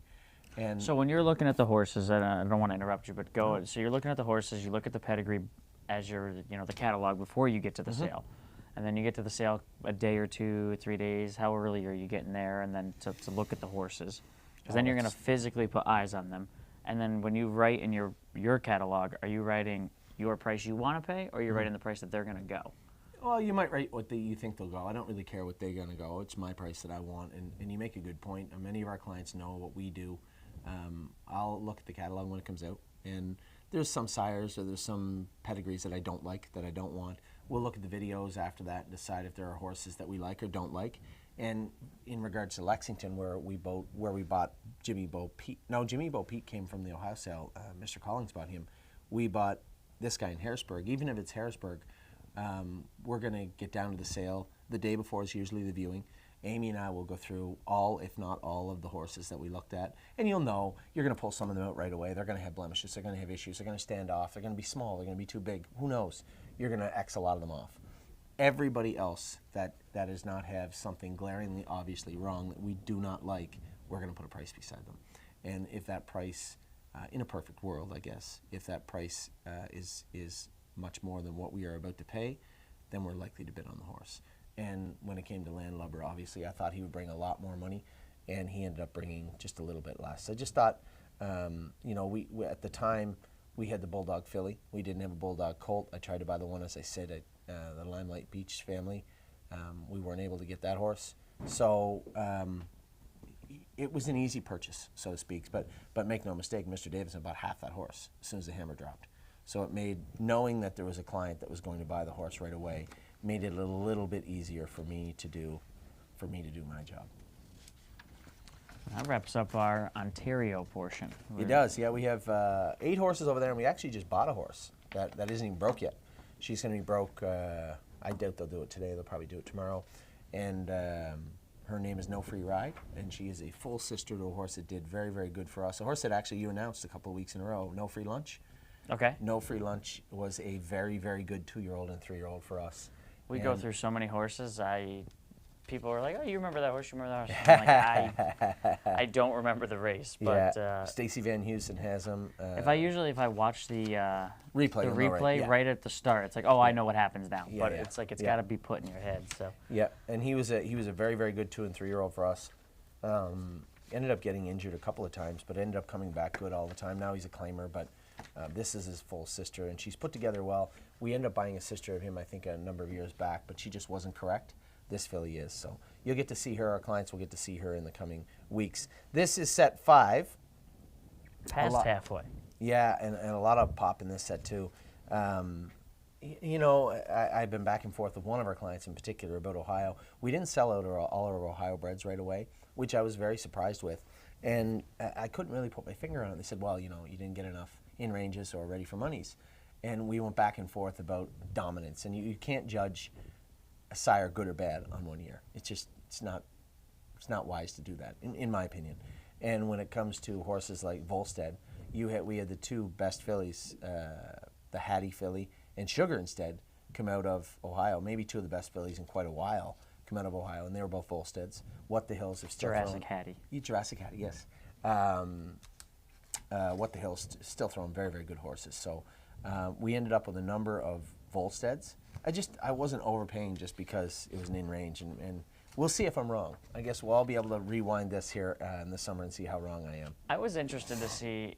Again, I'm not a pedigree guy. I'm still learning this side of kind of the game. But from just announcing all the 2-year-old races are going to the fairs, I thought Summa Cum Laude had a very strong year. But again, like you said, you're judging off 1 year. Let's see what crop number 2 is this year. And we bought one. We had one. You're not going to see him today. He's a gray horse. He had an OCD removed. Roan horse. Spring Ice is his name, and we had his sister, I'm Fancy Like. Okay. And just a really nice colt. But again, just the timing of it, I wanted to maybe push the procedures until tomorrow. But the availability of Brown's Equine was today, so was this week, so we had to go down with those horses. When it comes to the set, so Perfect Instead, this is the second foal from a Big Rigs mare. Now, I didn't love the pedigree, except for this horse right here, All Gas No Brakes, who did us a lot of good over the last couple of years. Victory is Coming was a great horse. This is all second dam stuff. You asked before about what we're looking at when it came to this horse. I'm looking at the horse. She is a very, very nice filly, and I was really, really impressed with what I saw with her at the sale. So we ended up purchasing her. Now, Chips Ahoy Hanover, this is a horse I thought would bring a lot more money than he did. Another one of those horses where I just had the price a lot higher than what the horse brought. Now, this is a Captain Corey. And again, if you were following the sales at all this year, the Captain Corys were extremely difficult to purchase. This is a Captain Corey out of his sister to Atlanta. So, interesting pedigree, a very, very good-looking colt, and I was surprised what we paid for him. We ended up purchasing him, and another one that I would say was an easy purchase. Gypsy Boy, we had the horse right here. Bought him as a baby, campaigned him, and raced him right till we sold him after he won the Open in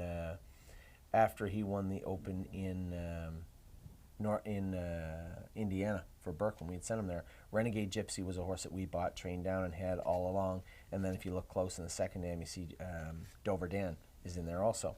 So a good family. This guy was a Delaware bred. Now, if you watch this year, we raced in Virginia. We've raced in Delaware before. I had a filly named Jazzy Judy that I actually went down to drive in Harrington and Dover. I won the final with her at 2 in Dover. We like to race wherever we can race. And I'm actually going to speak in Minnesota on the 21st of February. Love that place, Running Aces. I've never been. So obviously you've never been. So then I was going to ask if you've ever driven there, but that was a dumb question. So. No, I've never driven there. I've never been there. We raced there. Our horse won the big trot there. I think this. They just call it the Dan Patch, right? No, not the Dan Patch, but the end of the meet trot. I think it went for 50 or 75 or something. We had won it there 2 years ago, and the Lems family had campaigned the horses for us. Great people. I never met them in person. I will this year, but really, really nice people. Immediate family of Chris Lems. So. Well, if you ever get a chance to go to that place, really, I was there once. I've called one race there. Yeah. February 21st, I'm going to be there speaking at the Horseman's Banquet, so it'll be a lot of fun. Well, it won't be as nice because it'll be winter. I did get to go in the summer. Oh, yeah, I'm sure. You can catch your own dinner, and they have a pond. You can catch your own dinner, and they'll take the fish that you catch and cook it for dinner. Well, unless there's cows swimming around in there, I don't think I'll be eating my You're not a sea. No. So what the mystery? Another pretty easy purchase. She was just a good-looking filly with a decent pedigree. There's nothing splashy on the page, just a real good-looking pedigree here. Miss Lady May, our only New York bred, and it came down to Miss Lady May or no one. And it wasn't. That isn't the reason we bought her. She was on my list. We paid less for her than I thought she'd bring. But this was the last back of the neck, and I wanted a back of the neck. We have a mare of ours in foal the back of the neck right now, so I was interested to see how they'd train down. She looked good, and probably one of the most interesting pedigrees in the entire set is a homebred of ours, Cover My Short. Now again, Eyes of 10 was not a killer, but this horse right here, her half-brother Lawmaker, was the first very good horse that we had. We sold him in Sweden. He raced in the Hambletonian eliminations. He was just a really, really, really good horse. And his sister was not a really good horse in Eyes of 10, but we kept her, bred her. Her 2-year-old raced a couple of times last year in Pennsylvania and is almost ready to qualify. Very nice filly, pretty eyes and lies. You'll see her soon. And this is the yearling. Now the yearling, this is a very nice colt. He is actually a green shoe, and I'm not going to talk bad about any sires, but green shoe has done well. I think it would be impossible for him to live up to the expectations that the industry had laid on his shoulders, and kind of hit and miss, I guess is the best way to put it. But with this colt, two of our best horses that are homebreds right now on the track today are both green shoes. This is a very nice colt in Cover My Short, and Amy will be having a little more fun, especially coming off the breaks with the other pacing filly. So I believe we are really going to have to do something with these numbers, eh? I didn't realize that when I'm on the track, it's obvious what numbers are, but when I'm standing 8 feet away from the TV looking at them, it's not that easy. I can tell Cover My Short. It's also, I will, at night, the lights are very bright here, I feel like. So we should train them at night, you think? I think at night you'd be able to see them. It's just, I think it's just during the day, and there's zero sunlight because it's all clouds and snow for the last week here, but I think it's Miss Lady May. I was just going to say, I think Logan has made his way to the front with Miss Lady May. Yeah. Miss Lady May. Looks like Chips Ahoy Hanover maybe in second. Definitely Cover My Short. The yellow's pop, that's for sure. I can see the yellow. Or am I wrong? Yeah, I think you're right. It's Gypsy Boy third, Cover My Short fourth. But yes, they're white yellow. Here you go. Here's a good look. So we have Miss Lady May on the front. Chips Ahoy Hanover is in second, right? Am I right about that? Yeah. Yep. Gypsy Boy is in third. Cover My Short stayed in. Lauren is moving with what's the mystery? And Perfect Instead. Perfect Instead. I told Justin's I last. told Justin, you know where he usually is? Yeah, I told Justin. I said this is a nice filly. She gets a little pacey, but she can dance. She's nice. And Lauren had told me this filly was acting up the other day. I think she was looking for a driver change, and I said no, you're gonna have to go with what's the mystery. So she's gonna have to get her set and get her going now. Here comes Justin. Moving forward. We'll get you in 1 sec, Holly. Quickly, as soon as we talked about him from last. She does have a quick turn of foot. I like this filly a lot. She was making a couple of breaks. I think I talk about it with our clients sometimes about how the horses will get to this turn or the other turn and they'll slow down. And when they slow down, they what I call box their gait up, right? They shorten their gait up, they'll hit themselves and make a break. So the riders go out there and they don't want to be on the run. But what they're actually doing is enabling the horses to box their gait up. So I have to tell them all the time, when you get to the turn, let them push forward. Don't let them come back to you in neutral. And here comes Amy with Cover My Short. This is a quick gated colt. And, his mother actually stood at 11-1, which is never what you want to see. She didn't really hit that much. But this horse here stands as straight as a string, the green shoe colt, and he can dance. He's a nice colt. I think that's who, Chips Ahoy coming with her from behind? Gypsy Boy. Gypsy Boy second order? You're right, yeah. You got better This eyes is why than me. I announced the races, You are the announcer, yes. And Gypsy Boy just made a break. But I would never, ever be able to do what you guys do night in, night out. Like I said, jogging I get scared and nervous enough jogging. I couldn't imagine when there's a nose right on top of my head. So. And I make sure I tell them, too. We joke about it all the time, but I tell them when you're training your horses, I want nose to helmet, all of them, right on the helmet. Does that teach them anything? Do the horses? It teaches them to relax in a hole, right? And when they gap, they don't accelerate the same way. You see when you move them to the inside and they want to take off? Finishing up this set? No, who's on the inside? No, Justin won. Justin won. 156. So Perfect Instead, Miss Lady May, Cover My Short. Man, I'm really impressed with Miss Lady May. I have not seen her all that well. Look at these two goofs. I have not seen her all that They're having well. more fun than we're having. Yeah. We'll get Ollie in here. You can talk to Ollie. Since you like baseball, you can talk to Ollie about baseball. Gypsy Boy made a break. What a Mystery made a break. Chips Ahoy Hanover. Did he make a break? I don't believe he did. I think he just stayed in. Jason didn't. Jason kept him inside. I don't think. He's a little rusty. Do you think, Jason? There he is back there in fourth. Yeah. I have to get more. Jason has not. I don't think he has driven all year, and he did drive a couple times since I've been He here. drove a couple of times when we put him up. He said, "Hey, can you? You're gonna have to drive this horse," and he will. He's also got the wrong number on. He's wearing an 8. Well, I don't think they care about the numbers. They care about the colors. I don't know why 8 Where did would you be get blue. a blue 8? I have no idea now that I just said it, but I'm pretty sure that's what it is. So we're going to come back with the 6th set in a minute. I'm going to let Ollie come in and talk to you. You can talk to Ollie for a bit. Sure. Here's the thing, is when it comes to our kids, it must have been, and in that regard, thank God they're a lot like me, where when we moved over here in the pandemic, they went from totally different schools, totally different countries, to over here, and it was just, they hit the ground running. And, for my wife, it was incredibly stressful for her, and she has always been, the rock of our family, so to speak. Can you ask Ollie to come here, honey, right now?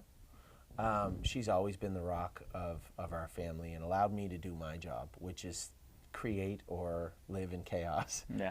And people don't understand how difficult it's been, I'm sure, for her, but she's taken it all in stride, and the kids too, to go to new schools, fit in. And Ollie was playing baseball in 2 countries over the last 2 years. He was playing in Ontario, and he was playing in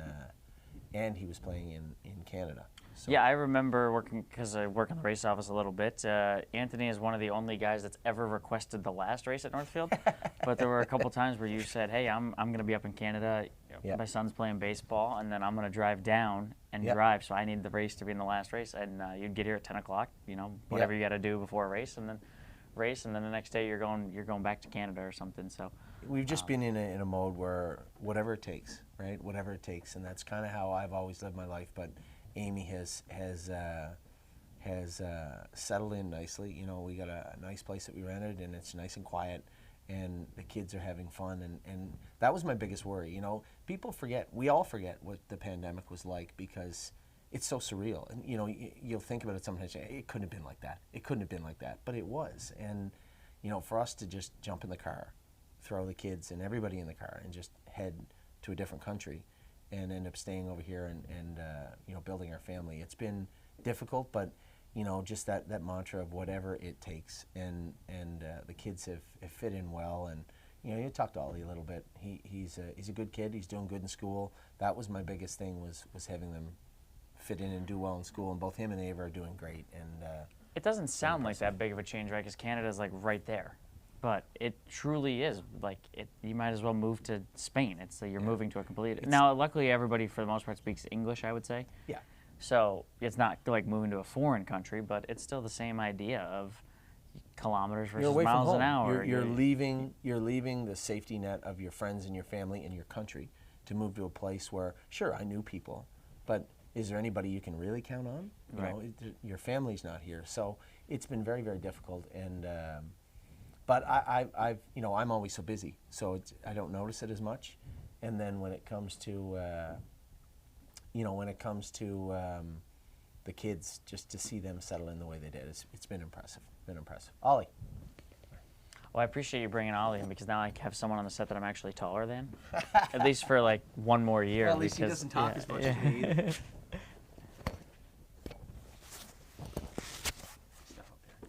Clipped him on there. How old? Well, I'm Kenny. Nice to meet you. Number Nice one. to meet you. This is Ollie right here, Anthony McDonald's son. How old are you? 12. 12, and he's basically as tall as me. So, yeah, I'm short. So your dad, do you ever go in the barn? Do you jog the horses? Have you ever jogged a horse? I've jogged a pony a few years ago, Jog- but not a horse. No. Do you have any desire to live up to Dad and drive, or Maybe. baseball's your sport? What do you want to do when you grow up?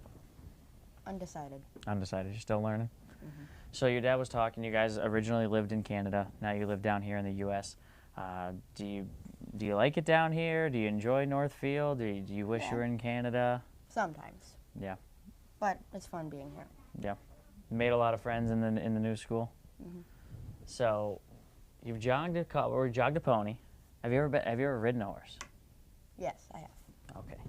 I've done that once, and I was terrified. I don't know about you, but it's First time I was, mostly because I was 5 and I didn't even know what it was. But You rode a horse Same when you were time. 5? yeah, I was terrified at 25. So, that's, I guess kids don't have fear, adults, we fear life. All right, so you're 12. So what grade does that put you in? 7th grade? yeah, 7. Favorite subject? This is a quiz. You came on here, Anthony left you, and then now it's a quiz game. Favorite subject? Gym. Jim, that is a 12-year-old answer. Dodgeball, playing dodgeball. We don't do dodgeball. What do you got? Favorite? Okay, yeah, favorite hockey player. Probably Sidney Crosby. Sidney Crosby. So you're a Penguin. Oh, Steve will be happy that you just said a Pittsburgh Penguin because our Steve, we've shouted out everybody today. Steve also had to come in, worked all night with us here, and then has helped producing this with Anthony's brother Curtis and then your uncle. So, glad that the whole team has got this whole stable open house broadcast going. Thank you to everyone that's downstairs watching. The weather obviously not the greatest, but we made do, and It's the great for roads me, not for weren't them. great. But do you like snowmobiling, not snowmobiling? What, Great to play in, not to drive in. yeah. Sleigh riding? I don't know why I said snowmobiling. Do you? Yeah, in Canada there used to be like this ball diamond, and then there was like this really big hill, and someone cut down a tree one year, and the stump was just there, and if you covered it in snow, you could use it as a ramp, and we were getting serious air on it. It was Neat. pretty fun. Yeah. I love sleigh riding. One time I was sleigh riding when I was a kid, and it was all ice, kind of like what we have right now. And I fell off the side of the sled and scraped my face all the way down the hill. And I had whatever, ice burn rash all the way across. So, Something. yeah, something not good. Nothing you want to go to school with when your face is all cut up and At least you get attention, but that's just about it. sometimes not the good attention though. Yeah. But yeah. So, how old is your sister? You guys, I saw your sister up here a little bit. Well, 6, but then she's gonna see this, so I'm gonna say 6.5 for her. Or Okay. 6 3/4. I thought you were gonna say 6, 7. And I was gonna have to kick you off the show. She would, not me. Yeah. 6, 7 reference.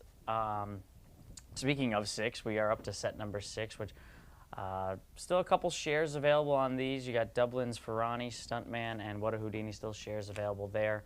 And then 3 that are sold out so far: History Hanover, Vinestaff, and Rogue Titan. Now, do you know a lot about the horses? Or? Not really, but I still get into it, like Are looking you- at the sets and stuff, watching the races. Yeah. Do you have a favorite driver that's not named a McDonald family member? Ronnie Wren. Ronnie Wren. Breeders' Crown winning driver Ronnie Wren Jr. I won't tell Dad you said that. Oh, don't worry. Now, are you usually? Fans have probably seen you in videos when your dad's taking the videos in the Yeah. car. Did you like the driving back and forth? Do you like being in the car? I don't mind it. No. Like the first few times, it was like, when is this gonna end? It's forever, but now it's just done. It's not. It's faster than it used to be. Right. Driving there. Driving up to Canada, you're Yeah. talking about. So, but do you enjoy now that you guys live down here? Is it a lot less driving than you used to do in the car? Yeah, it is. I hate Still driving. doesn't help the 30-minute drive to school though. No, 30-minute drive to school. That's nothing. That's nothing when you're used to driving 4.5 hours from Canada down here for the track and for anything. So, but all right. So let's talk more baseball while Dad's coming back. Did he bring me anything? Did he? Just gonna ask you what you guys want. No, we were talking to Ollie. His favorite driver is Ronnie Wren.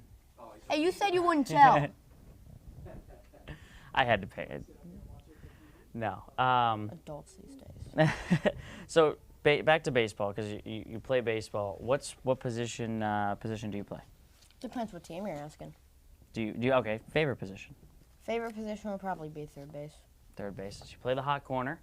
Have you ever pitched before? Yeah, I have. Do you like pitching? When you strike people out, it's fun. Not when you're giving up home runs, though.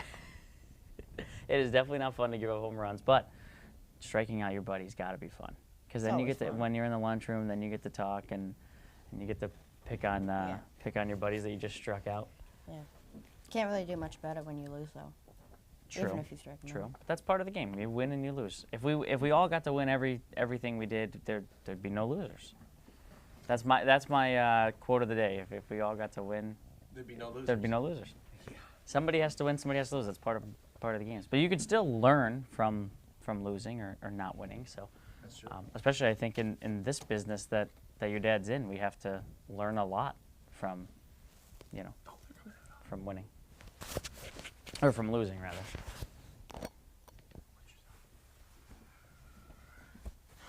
Did you learn anything? We talk baseball. We talk driving. Yeah. Dun, dun. I already told him. I said, You gotta wait for Daryl. Right, but why don't you eat some breakfast? Down there, Addie just got some. She has a plate of it over there. All right. I said when he came on that I said, well, I'm taller than you for now, but Yeah, he's gonna be a tall He's kid. gonna be tall. If he's that tall at 12, Ava's already taller than her mother. really. Have you met my oldest daughter? She's 14. Oh, she's a sweetheart. She's studying right now for the she just started high school, so she goes to Walsh Jesuit in over by Akron, I believe. I think I know where that It's is. right across yeah. from another high school, CBCA, I think. Anyway, really I don't nice know. I'm not school. really from here, so yeah. I'm the guy that's like, I'm from another turn at the country. Chick-fil-A or turn Yeah. down here at I'm the same Bob way, Evans. GPS. So this is set 7, right? 6. 6. Oh, Ollie has it all messed up on me. Six, Oh, seven. don't do that. Don't do that. Where is set 6 at? Oh, it's right here. Dublin's Ferrani. This is another one of these horses that we purchased. Where it just to me for the money that she was going for in the ring, it made sense. I know we had a couple of clients say, "Oh, Uncle Peter's too old," and blah blah blah. Uncle Peter's not too old. He's still throwing nice horses, and at the price we paid for Dublin's Ferrani, again. If you're just out there looking for the very best horses in the division, well, fine. We're looking for quality horses that are going to be good horses for us, not just in the stake races, but in the overnights. And when I looked at the pedigree of Dublin's Ferrani and the look of her in the ring, I really like this filly. Again, this is the first foal from a Donato Hanover sister to Buckeye St. Pat. Now, Buckeye St. Pat hasn't really thrown a lot, but was an absolute iron horse on the track. Not too many horses can make $2.3 million on the racetrack. And 51-time winner. yeah, 51 wins. Now, when you go back, so I'm looking at the back all the way this would be considered fourth dam really level. up there. You just look at right here. Here's first dam, right? Second dam, third dam. You don't really want to look down. You can do the fourth dam, but I was just mentioning, like, do you, like, when you have cross, what are they called? I mean, this is basically called crossbreeding. You have Garland the bell on the, and then Garland the bell on the bottom, or two down around the bottom. Do you ever look for horses way back here, or that's so far back in the bloodline? No, we do, but that's not me. That's not my department. We have 2 or 3 clients. Alan and Steve, for the most part, are the guys that I go to for the breeding. What they thought, or Robert in Europe has messaged me a number of times about crosses and X factors. And listen, I'll let them point me in the right direction. There's a lot to this industry. You can't be good at everything in this industry, and to me, it's information that I have people that I can trust that will help me out with this and at least point me in the right direction of what they're looking at. I know my father, every time he sees Pine Chip still on the page, he really, really likes that. So Dublin's Ferrani had a lot going on that allowed us to like her. The Stuntman horse, the Tactical Landing horse, this is just, I know Dream Nation in the second dam was a very, very good horse. This is just a quality pedigree. This guy, you can see him right there in the thing. He is a big, giant animal. So I'm curious how he's going to actually get over the icy track today, as big as he is.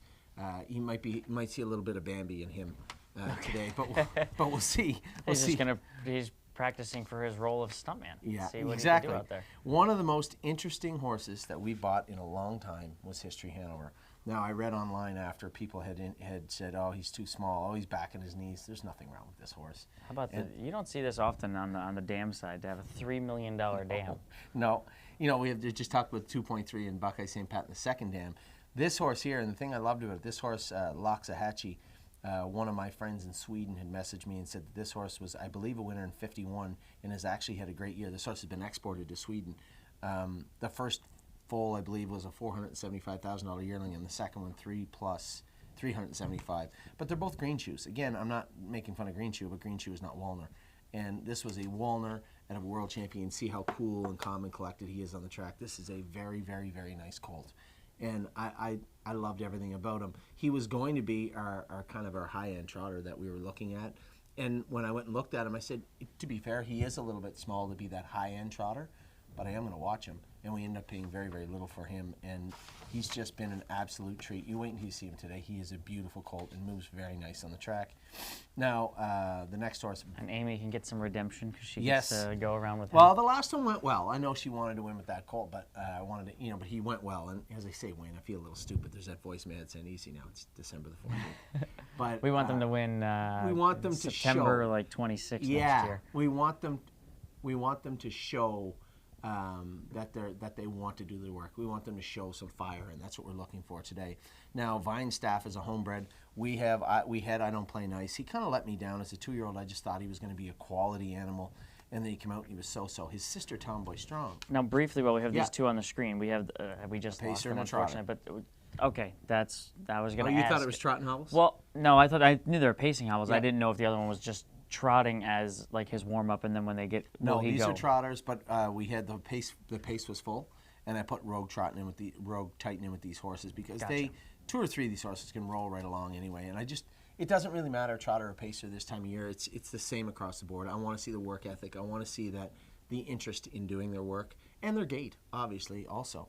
Vinestaff is a homebred. Tomboy Strong is training in Ontario with Dominic right now. She was in the Next Generation last year. Okay. She won her first start in 58 at the Meadows. She trotted in 55 and 4 in the middle of the summer, and then ended up the year okay. We put her away. She's a gigantic filly now, and she's back training in Ontario. What a Houdini was an interesting prospect. So this horse right here, 24K Magic. We went there to buy the in-range out of that mare, and the Swedish people, who I didn't even know were in Ohio at the sale, bought this horse for 6 figures plus. This was a What the Hill out of his sister to that horse, and we gave very little for this colt, and he is a big, gorgeous colt.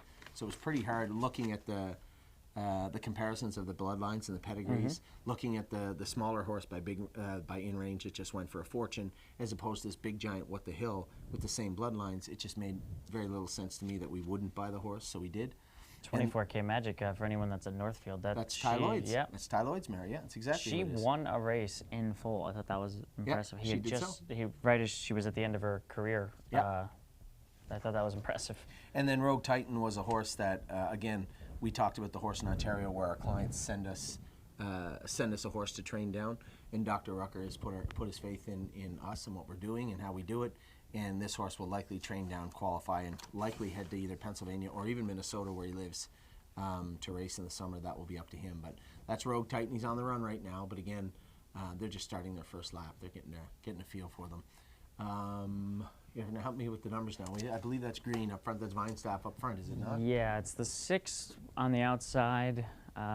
6, 4, 5, 3, 1, 2. Oh, I like it. The 6 is galloping his way. Yeah, I called that like a greyhound race. You did. Rogue Titan, Vinestaff, What a Houdini, Dublin's Ferrari Stuntman. Keep your eye on the horse with the white saddle pad, and that is Amy with History Hanover. He is 4th at the moment. You'll see anyway when they get rolling right along. Yeah, they are just Jason's cruising. struggling quite a bit here with his gait, I've noticed. He's kind of pacing now. Yeah. Pacers or trotters, which are easier at this stage? Or does You know what? That's a great question. Most people would think pacers. It's not. The trotters trotters hit the gate right away, and they're usually doing it. Some of the pacers less do it right equipment on the trotters at this stage too? Oh yeah, for sure. Now this guy up front, he was purchased from Harrisburg and sent to us. He does his work well. He's a tall dark stranger, which they haven't really.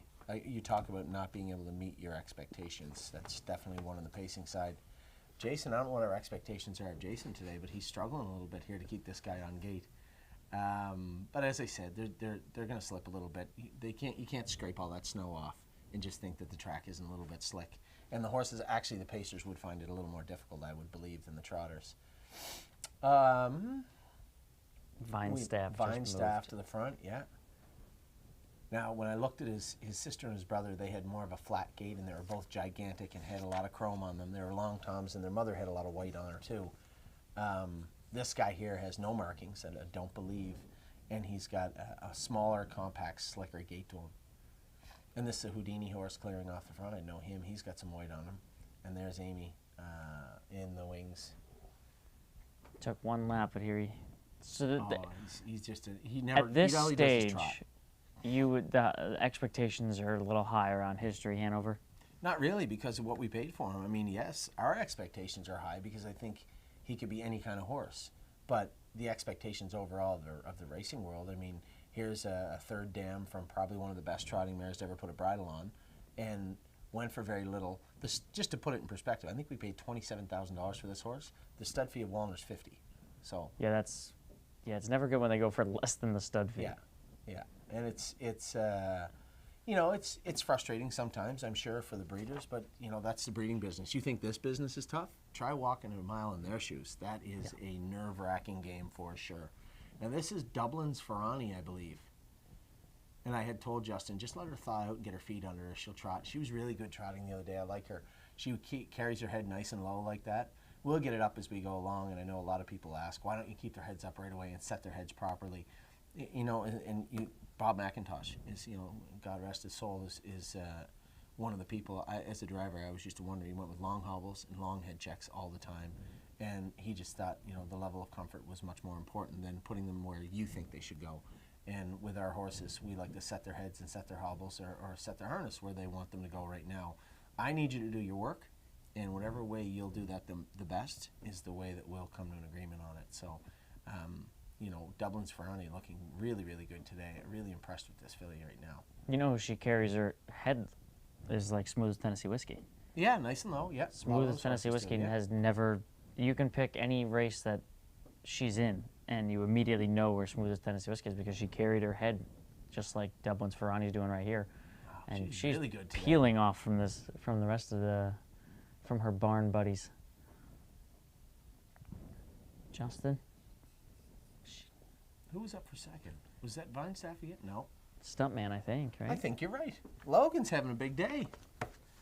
Stuntman get up for second. No. Yeah, 1-2. Justin and Logan. That was Dublin's Ferrani moved very, very well there. Yeah, from an unexperted person like me, that she moved very nicely. We've been working with her and a couple of the fillies and colts this week really hard just to get their feet under them and get them working. So as I said to you, sometimes what you'll find is the horses they'll get stuck in a funk, right? And maybe the riders that go with them every day, they don't notice them. So I'll ask them to switch it up sometimes and switch riders. And if the horses are making breaks and saying, hey, Anthony, we're having some trouble with this horse, could you go with them? I'll end up going with the horse for the week. But 9 times out of 10, it's when they get to the corners and they shorten that gate up. As I said, they box that gate up. They get to have some problems. So it's just a matter of breaking that habit and letting them have the confidence to push into the turns. Once they do that, then they start looking like that. So happy with the entire set in there. Rogue Titan made some breaks, as I said. You talk about getting the pacers gated. We have flip-flops on all the horses right now, too, and I know a lot of people ask us that. I don't know, do you know much about the shoeing of the horses? No. So the flip-flop is just so you have a shoe would just be a normal full sweat shoe on a pacer. A trotter would have either 9/16 or 5/8 or something on this time of year. You would take half that shoe, and the back half would be a pad that goes under the front corner of the shoe, and it's loose at the back. That's where it gets the name flip-flop. Now, it doesn't move quite as much as a flip-flop does, but it just gives that added protection to the heel and allows the foot to spread out a little bit, I believe, is my take on it anyway. And, as I said, we train them all down. And there's some of the horses, but even in December, you're like, oh, this horse is not going to pace or trot with flip-flops on. What's wrong? Yes. They're not going to pace or trot with the flip-flops on. And when you get a horse like, now you see Rogue Titan right there just gallop going into the turn. There's no need for that. And to me, he might be a little tired. He might have slipped a little bit. So he can pull those flip-flops off and maybe put a full swedge on him with some grab moving forward. And they'll likely hit their gait. The one thing you have to remember when it comes to trotters and it comes to pacers and it comes to any babies in December is don't get worked up, right? Just let them put the work in first. Nobody knew how to throw a curveball the first day they started pitching, right? Nobody knows how to sink a three-pointer the first time they step on the court or throw a perfect spiral. This is all the work that we have to put in so that you get to see what they look like in June. And it takes all the way to June and July. If they do it right, if they don't get sore, if they don't get sick, it will take you all the way to June and July to get these horses going properly. So now, is this a horse that you're going to go back in the barn, let's say this week, and you might go with this one a couple he'll be times? on my list for a little bit. We'll take those flip-flops off up front. We'll put a set of full swedges on him. And I suspect Rogue Titan will hit the pace right away and start going forward. You just can't get too worked up and too concerned about them just because they're not doing what you want them to do the first day. And that is the biggest thing with the babies is you don't want to see them do things wrong day after day after day, but they're not going to do everything right. And you just have to give them some time sometimes to hit their best stride. And it does take a little longer with the pacers sometimes, and it does take a little longer with the studs sometimes, and he is both. Double whammy for him. Yeah. I like the, there's an American Mercury on the second dam side, though, $1 million earner, so. Listen, Dr. Rucker called me after the sale. He said, would you take a horse for me? I said, yes, no problem. He said, it's a tall, dark stranger. And I said, well, it's not my favorite, but sure. He said, you're going to learn to like this horse. And I said, listen, I hope I fall in love with him. I said, I don't know. I'm not going to judge any of the horses positive or negative until we get them to the track. There's going to be lots of horses, and I can think of tons of them. Like we talked about Cherry's Girl. She was a terrible, horrible little animal until we got her to the track. And by the end of the year, she was one of my favorite horses to go with. And that happens every year. Austral, Hanover. I can go year over year over year horses that I did not like. And by the time I got them to the track and raced them a couple of times, actually very nice horses. Well, some horses pick it up as the gait comes into play. They get 100%. behind the wings, and It's really incredible. it's actually. like it's almost like a light switch for them. And that's exactly the perfect way to put it. We talk about it all the time. Is that it's so incredible to see these horses go from what you thought they were to what they actually are. And you think you've figured it all out by June or July, and then that horse will get up behind the gate, and you're like, wow, this is a different animal. And every single year we have 2 or 3 or 4 horses. One of the best stories of that would be Time Is On My Side.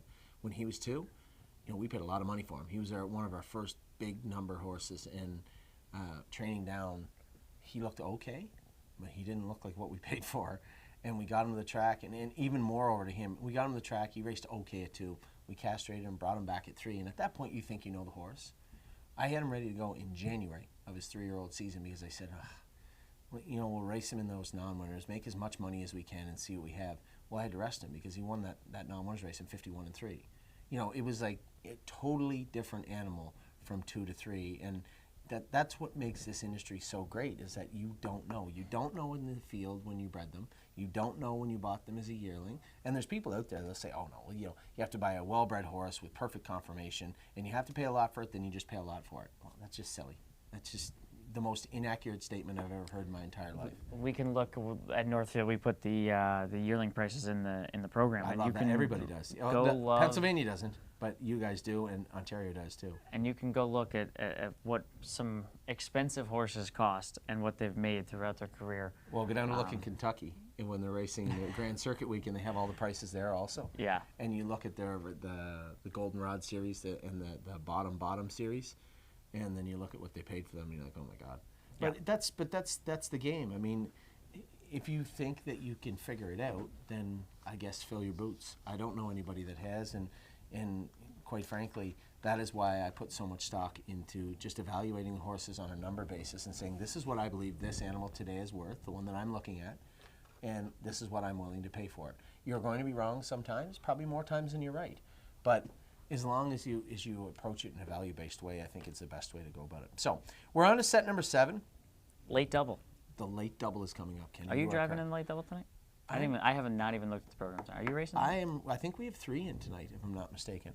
I think Chris was down there shoeing them and getting them all corked up because when those poor buggers we raced the other night, Memento Mori and them, had no grab on, none. Yeah, last night there were a lot of horses that did struggle to get over the track. In fact, we had 3 seconds. I was beat 4 lengths with one, placed up to second with one, beat 4 lengths with one, and beat ahead with the other one.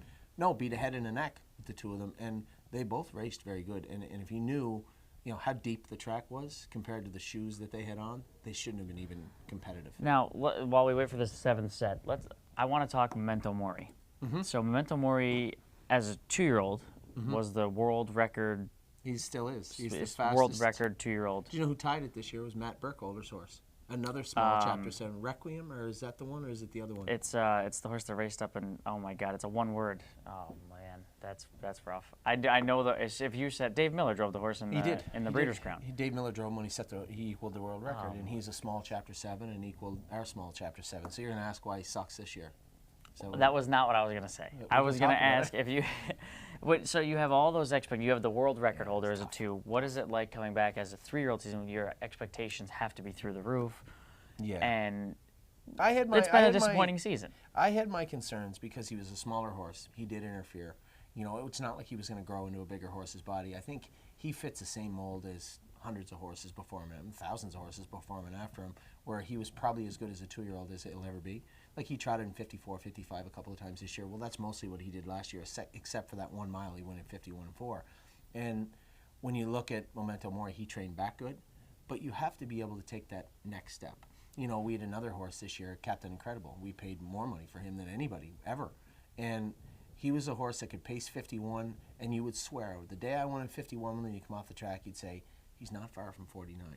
49 makes him time is on my side, where he can make $300,000 in a year. 51, he makes $38,000. And he's just He's just a horse that's in an overnight race. And that is the terribly difficult thing about this industry. Expectations will kill you. And everybody, I have them all. You know, we see the horse come on the track, I see a bunch of world champions until they're not. And people will come on the track and there'll be a bunch of bad horses until they're not. But the reality is that they're athletes and they'll come back and be good, and they won't. Silverstein was the. There you go. Got a Who Jenna, texted you? Jenna on. Ah, there you go. Saved us. Silverstein. So I knew it was one word. I just could not come up with it. Now, so Memento Mori. Obviously, the expectations were high. What is this a horse that, as a 4-year-old, can put it back together? You know, he had kind of. No, he's going to be a nice horse. He's going to be an overnight horse from here on in. What you see him as right now is maybe a little less that he could be when he puts a little more muscle on and gets a little more age under him. But he's an overnight horse, and he's going to be a decent one. But he's never going to go back to the horse that won in 51-4 and broke the world record. That's not going to happen. His claim to fame is going to be wearing that T-shirt around for as long as he can until somebody breaks that record also.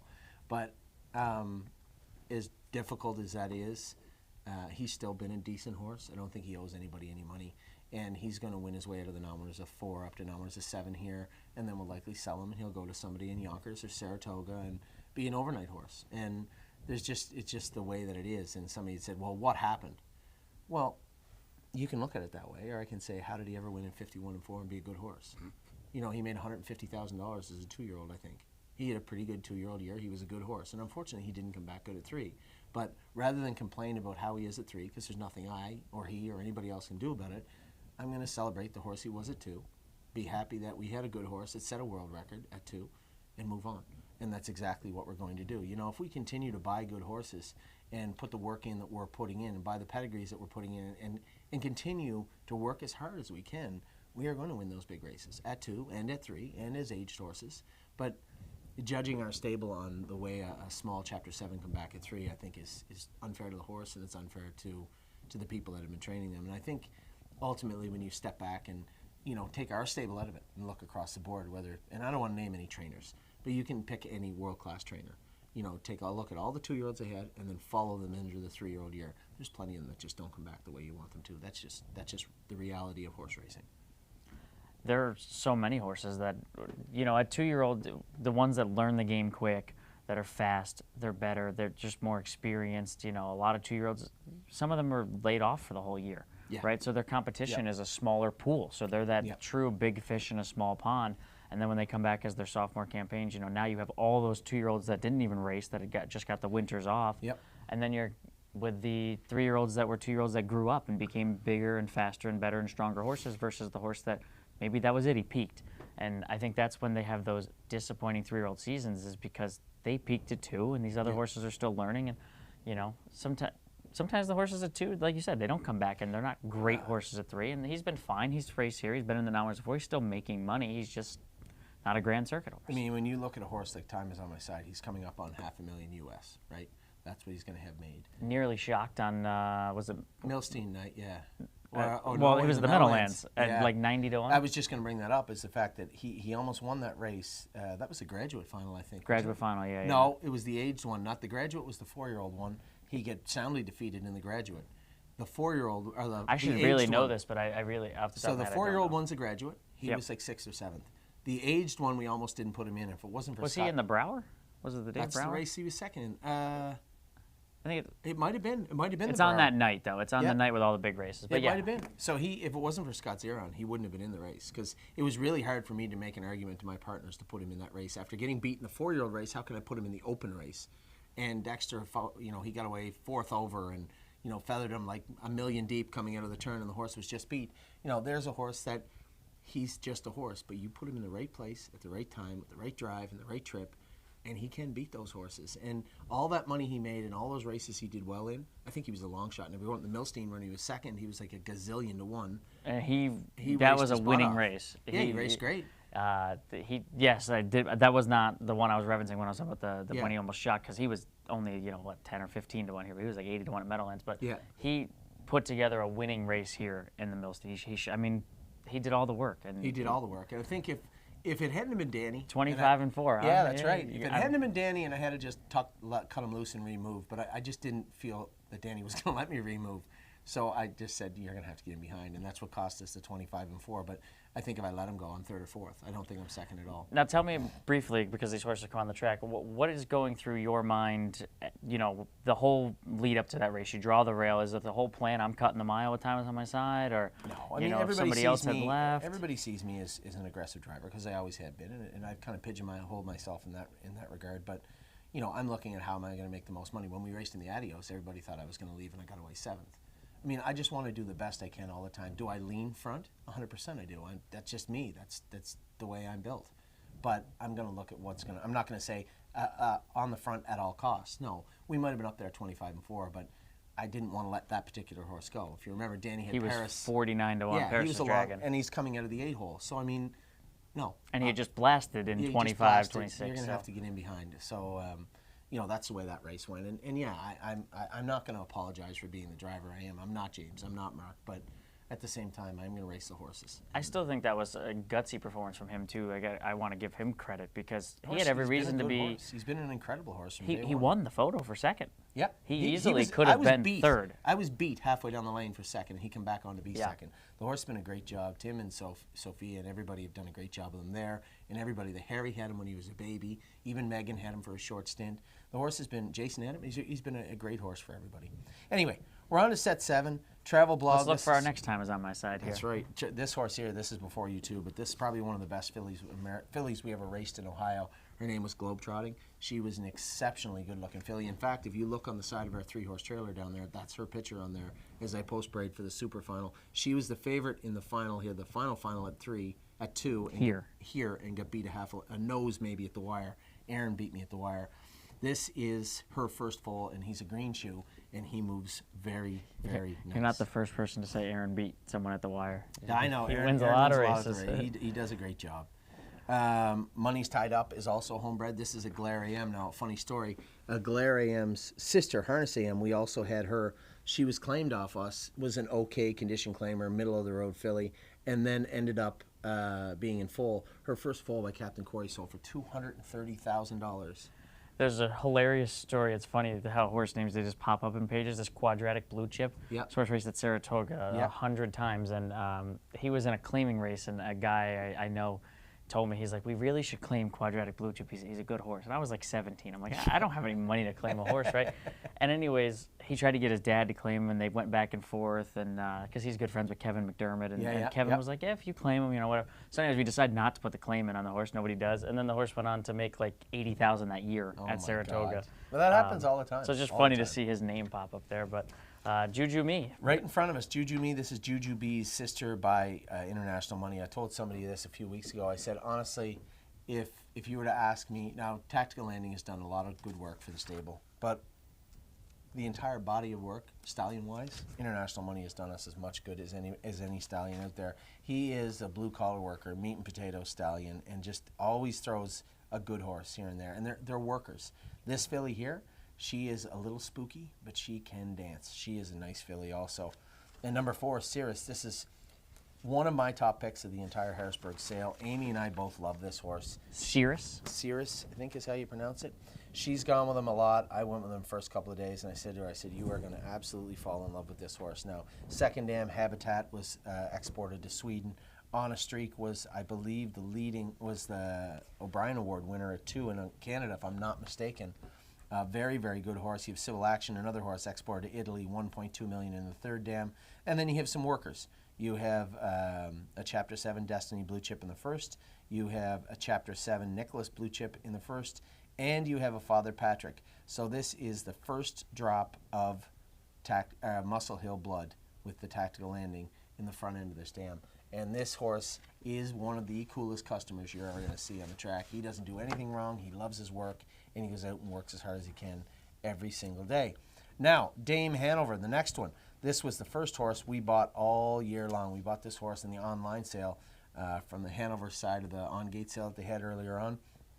Again, another international money. This filly can go. She's fast. Lauderdale, I remember racing against this horse quite a bit. Dornello was a very, very good horse. This is old blood right here. But I'll tell you what, she's a good-looking filly, and she moves very nice on the track. And the last one that came out was a homebred sent to us, Boitano. Now, Boitano, our European clients have told me that this Boitano horse bred very well. They love the way he's bred. And the vast majority of the people that have bought shares in this horse right now are Europeans. Now, the front end, not super deep at all. You can see that. It's all the money and all the talent is in the second dam. You have not one, but two very, very good sires. Muscle Mass was what I think it's fair to say almost a generational sire between New York and Ontario when he was a sire. Muscle Massive was a sire of Lawmaker and a number of very, very good horses also. It's just an incredibly talented family. In fact, the second dam is so deep, you don't even get a chance to see the third dam on the Pedigree side. So although the front end's a little soft, again, when you're looking at it, you got a Cadabra mare. You got a Cadabra and Princess Stephanie. You have a Father Patrick, a Swan for All, and a Green Shoe. This is the Calgary Games. Some European blood into this family. We'll see how this colt looks. Eric goes with him quite a bit, and he says he really, really likes him. So we'll see how he goes here in just a second as they start out on their first lap. So like we touched on earlier, you have to put a lot of trust into the drivers to give you feedback. So Eric's saying that he does like this horse. Do they sugarcoat things to you because you're the boss? Some of them do, and I sugarcoat them too. Some people too. I mean, I'm a very optimistic person, but because we obviously don't know until the gate opens for the first time. None of it really matters right now. I don't think I'd be very happy if somebody came in and talked negatively about the horses right now. I'd rather people talk about the positive side of the horses and then what you think might help them. Eric's been with me for 3 or 4 years now, and he's always, him and Kathy show up they finish up in Kentucky. They take a month off and they show up here December 1st, and he shows up to work. It doesn't matter whether you get here at 7 o'clock or you get here at 1 o'clock. You're going to see him going on the track and coming off. He fits in. He's a very important part of this barn, him and Kathy, throughout the winter and into the summer.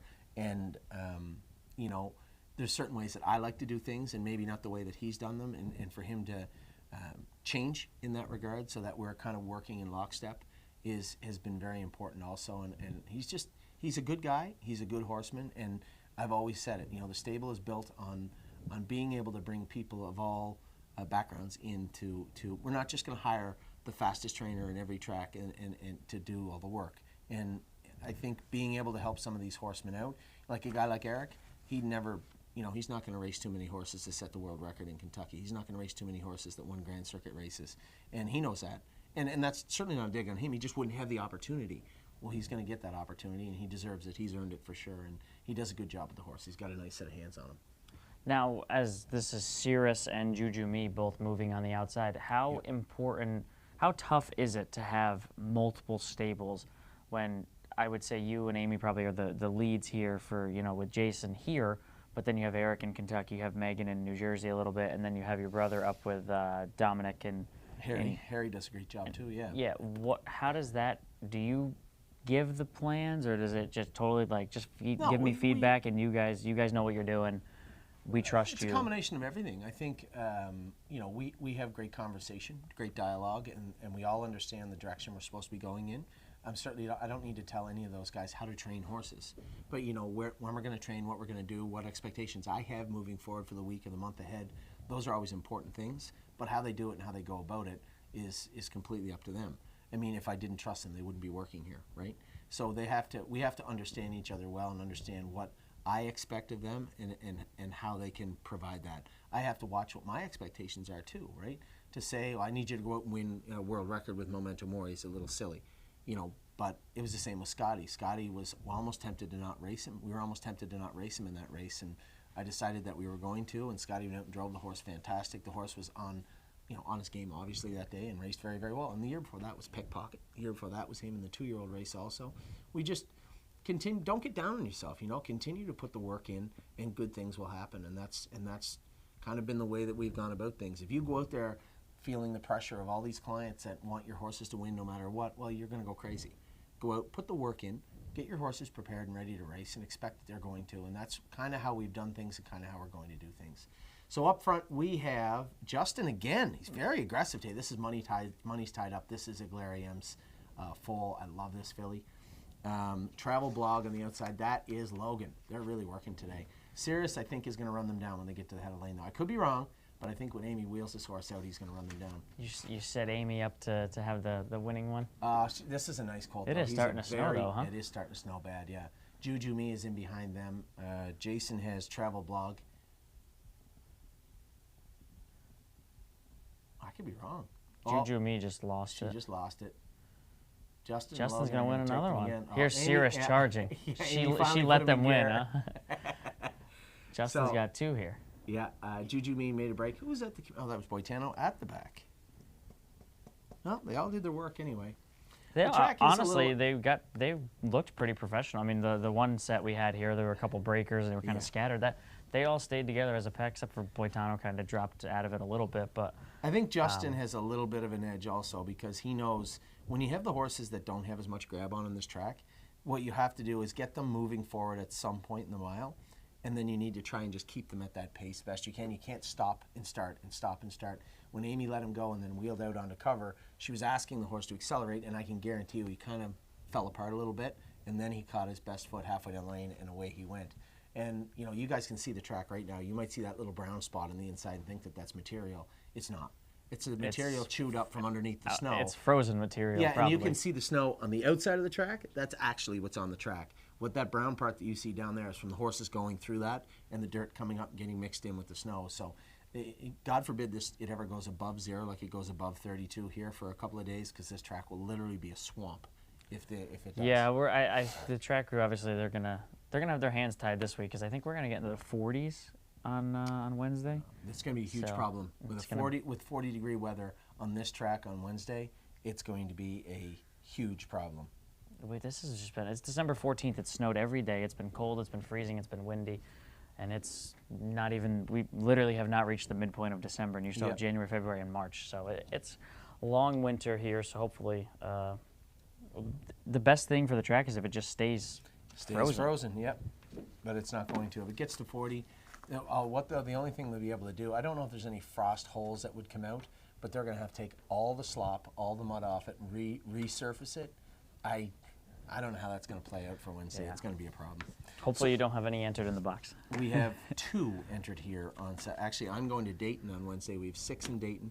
I have 1 in the Meadows that Aaron's going to drive. And then we have 2 over here. I believe Aaron is listed on them also. Both in good spots, but as I said, it's not going to matter what kind of spot they're in if they're racing on a track that's terrible. And when you get this much ice and snow plowed into this track, and then it gets well above 0, I could see it being a real problem. And make no mistake, we're not knocking the track crew at all. Oh, not at all. This is just Mother winter Nature. racing. Nothing you can do about it. Nothing you can do about it. Is tough when it freezes and then immediately is 40 degrees 2 days later, and it all just melts. And go walk your dog outside and feel your grass. It's the same idea. It's not going. There's nothing they can do when it snows this much and it sits on the track and you're trying to race. If you take it all off, you just have a skating rink underneath. So you got to take most off, condition it, put some material on it. Now you're mixing snow in with dirt. You do that a couple of days in a row, and then all of a sudden it gets to 40 degrees. Well, all that snow that's beat down into that track has got to come out. Now the only way you're going to be able to fix that is to degrade the entire track off and resurface it. But that's assuming that there's no frost holes that are going to come out in that track, pockets where there's a little more ice than other places. There's nothing you can do to get to those places. You can't fill that in. So what you're looking at is, for the most part, 1.5 inches of snow and ice underneath dirt that is all going to melt, and what that's going to look like when it's done. I wouldn't be too optimistic about Wednesday. You know how to stay clean from the mud, though, right? Not be in it. You go to the front. Yes, that too. That helps. Well, we've reached our the finale. Yeah. Except we got 15 more tonight, but That's okay. true. That's a different. true. That's a different caveat hole that we can go down. But set number 8, group of 6. I love This the is a name on great the set, 5, too. Lou Armstrong. Lewis, funny, Amy named that horse. We come up with that horse one day in the car. So this horse is by, is out of My Jazz, by Quattro de Julio. So Quattro de Julio, translated, I believe, is July 14th or July 4th. 4, July Yeah, 4th. July 4th. Yeah, Yeah. July 4th. So My Jazz. That was my king of 10th grade jazz. Spanish coming out. There you go. I was counting on my Yeah. fingers. So the My Jazz is the king of jazz, obviously, is Louis Armstrong, but you can't name a horse after, you can't do that anymore. Not at least you can't in Canada. You can't name a horse after somebody famous. So we couldn't name him Louis Armstrong, but we named him Lou Armstrong. What if you had just got rid of a couple letters and I suppose you could have, who knows? used like an R and an M? Arm. Yeah. So he, this is the first foal from My Jazz. Now My Jazz was a very ordinary looking filly. We bought her from the first Ohio sale down here that year for next to nothing. She trained down okay, and I remember vividly, that was the 4th filly. I was telling you about the fillies that raced good that night.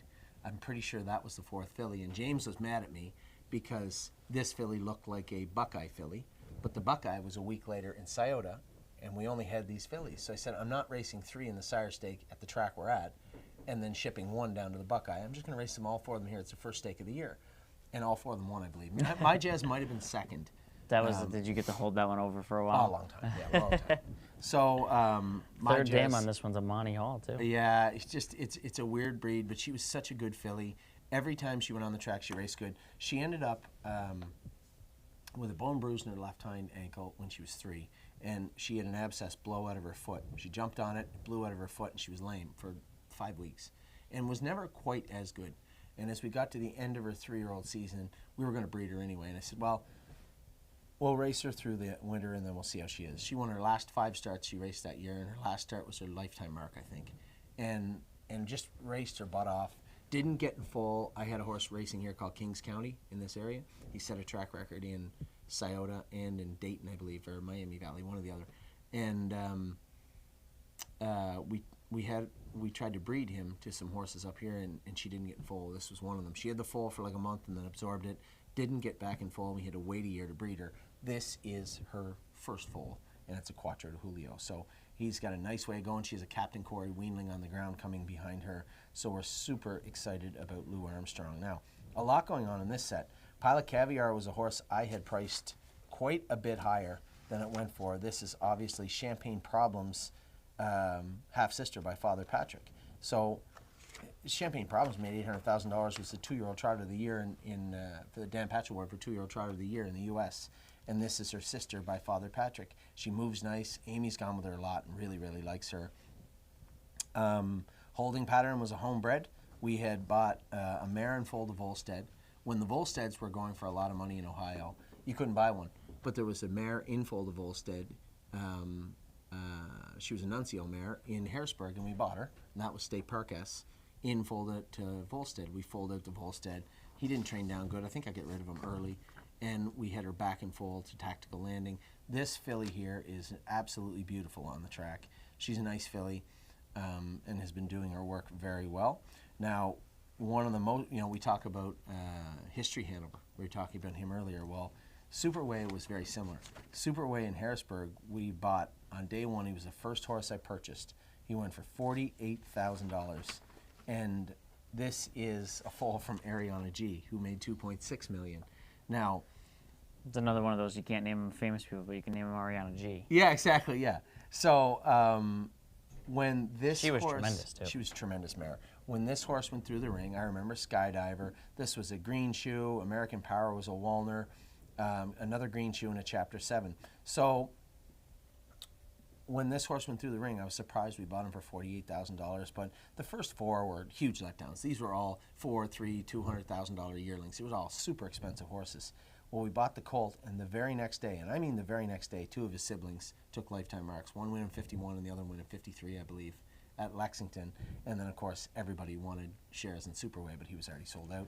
Well, so I was going to touch on that with was it the number 5 here? Lou Armstrong. Yep. So is it more exciting when it's the dam's first foal? Because not that it always. I know that yes, you can look at a lot of these and they'll have 5 babies and one is a tremendous horse, and then the other 4 kind of just overnight type horses or don't even make it to the races. But so Ariana G, obviously stellar mare, 2.6 million, but you have 4 babies that haven't broke over 100,000 yet. So there's not a lot of that were expensive purchases. So that maybe the expectations have dropped a little bit on Ariana G's babies. But you have a horse like Lou Armstrong, where obviously the dam only made 177. That's not Ariana G. I'm not comparing those two. But it's the first foal. You have no idea what, not every good racehorse produces good babies, and not every bad horse doesn't produce, bad horses can produce good babies down the road too. Well, you look at a horse like Moneymaker. How many babies did she have before she got the international money? I mean, you just can't tell. And, you think because you have a good racehorse, you're immediately going to have a good broodmare. It doesn't work that way. And my take to the opposite side of that is, well, Ariana G might have thrown 4 okay horses, right? This is the second Walner. I don't know much about American Power. He took a 2-year-old mark at 53 and made $95,000. So that must have been the one, that one in 53 the day after I bought this horse was American Power, I guess. So you have a full brother to the 2-year-old that took a mark at 53 this year. He has 3 wins and $95,000 made. You can look at it and say, well, all right, Ariana G has not thrown anything in 4 foals. We're going to let this one slide through, and all the big heavy hitters just turn the page. Well, my question, I guess, as somebody value hunting would be, how long is it until Ariana G throws a good horse? Because eventually she's going to get one, she's been right? such a good horse, it's hard for me not to look at a horse like Superway, who's a good-looking horse in his own right, and say, he can't be any good because his 4 siblings aren't. Well, that just doesn't work that way. Right? He's an individual. He's bred well. The family is good. And maybe Superway isn't a great horse, but the 2-year-old full brother is by far the best one out of that family thus far. So, again, you're looking at, and he didn't have that mark when we bought him. Had this horse raced 48 hours before the Lexington sale, we probably don't own Superway right now, right? It might be double the price. So, again, timing, right? It's timing. So, Superway is good. Popular Expert, every so often you just see a horse and I'll be like, man, this is just a gorgeous looking animal. And there was nothing I loved about Popular Expert. He was a decent looking horse. His pedigree's okay. There's a lot of ancient history in there. But he was just such a gorgeous horse coming up to the ring. He went for nothing. I think he went for $8,000 and we bought him. And all he does is trot. Now, as I say that, he'll probably just go out and run all over the track. But all he's done to date especially is with just Jason trot. driving. So. Jason, he's going to have to knock that ring rust off. He'll be all right now that we got all that off. Sister to Champagne Problems. The holding pattern, the one we didn't talk about much was Sweet and Steady. Sweet and Steady is another. I'm going to let Addie come in here for a sec. Come here, Addie. Off the chair. Off there for a sec. Sweet and Steady is another filly. Again, just made all the sense in the world to bring this horse in for the price that she went for. Again, when we go to the sales, we're looking for value. I'm not looking for, who won all the stake races last year. I'm not looking for any of that. I'm looking for who's going to bring us the most value. And when I looked at Volstead, I saw a stud that everybody wanted 2 years ago. He's thrown a couple of horses that are very, very good. And I just thought that it made a lot of sense to have this particular filly come in with her pedigree. She's got a great pedigree there. I had her brother, What a Mission. He was just a quirky little horse. I think you were just getting here when he was on his way out. But his sister, again, made a lot of money and throwing some good I think I horses, definitely have called the horse What a Mission for sure. Maybe. Silverton, Rosie Weaver, I think, had that horse. Could be, yep. Yep, absolutely. So a couple of Ohio horses that have made decent money, 10 wins, 9 wins. Yep. So at least they've shown the affinity to find the winner's circle. I'm going to let you talk to Addie Bear for a minute because she loves the horses and she's been walking around here bored all morning long. They've been troopers, both they're your great. They're your great. kids. See, now I'm really taller than somebody. There you go. Way bigger than Addie. How old are you? Your brother told me you were 6. 6 3/4. Ollie said she's 6, but if I don't say 6 3/4, so Yeah. that's why I had to. Yeah. So do you play sports? No. No, you play gymnastics. Oh, you can flip around. You do gymnastics? Yeah. You don't play Are you any gymnastics, good? Dad. I was just checking. Are you, what's your favorite thing to do in gymnastics? Beam and balls. Beam and balls. Okay, that's good. Do you have a favorite horse in the barn? Which one? Gorgeous package. Oh, Gorgeous Package. Gorgeous Package is a Sire Stakes She is. consolation she was winner. A good filly for us at 2 and 3. She's made a couple of breaks. That was my fault the other night. The track was muddy, it wasn't quite icy enough, and we ended up putting winter cork on her. I told Jason, maybe we should put winter cork on this filly, and she ended up tipping over in the first turn. She trained great here the other day on a snowy track, so she's going down to Dayton on Wednesday. We might remove the cork for Wednesday, I think. So they're on the track right now. Let me sit in here. I have one more question for you. Okay. What's so special about Gorgeous Package? Is she likes carrots, she likes peppermints, she's easy to pet. She's nice. She's nice. She's always like Gorgeous Package. Yeah. She's another filly. You talk about fillies that came from nothing. I mean, we bought her in the on-gate sale also, trained her down. She was a very ordinary-looking filly. But when push comes to shove, when she got to the races, she was just always put 110% in and showed up on the track. She doesn't lit the world on fire, but she's made probably 140 or 150,000 for us at 2 and 3. She's been a decent filly. We're going to look at Mom. We're going to watch Mom go. Why don't you go out and put the binoculars on and watch Mom go? All right? Last group. I would say we beat the weather pretty well, although it is definitely, you can see the track, the color is gone. It's all white now. Yeah, it's I wonder, they've done a great job having it good. I hope they keep it good here. I'll sit down too so you feel better. Thanks, I appreciate that. My I'm pleasure. not very my tall. Pleasure. My pleasure. I'm about 5'7", so. All heart, Yep, Yeah. all right, yep. So we have Sweet and Steady in here going first. This is What a Mission's, and I only say What a Mission because What a Mission is the horse that our clients will recognize. Obviously, his sister Barn Girl with 66 lifetime wins and $862,000. And she was just sold for good money, I believe, in Harrisburg and Full, if I'm not mistaken. Holding Pattern, this is the homebred by State Park S, who's a Nuncio mare. So when you say homebred, where are they? Where are the horses that you're breeding? Where are they? Do you have a farm? Do you have? No, I don't have a farm, but in Kentucky, Dr. Haley Moore, who I talked about, the caveman horse in the first set. The very first one. Very first set. She has a farm in Kentucky where a lot of her horses are. Jacob Schaefer and Sons Schaefer Farms in Pennsylvania, great people. Jacob's a super, super nice guy. We have a great rapport with a lot of the farms. As I say, Jake Mossberger in Midland Acres too. We buy some horses off them. He has a mare down there for us right now in Muscle Chrome. She's actually in the sale next week. So we have them at different farms, but no, we don't have our farm right now. I got enough work to do without worrying about a farm. So there's Pilot Caviar right there with Amy. Amy loves this filly. Does her work well. Goes to a nice low head also. So we'll see how she gets along. Amy's been shut out today.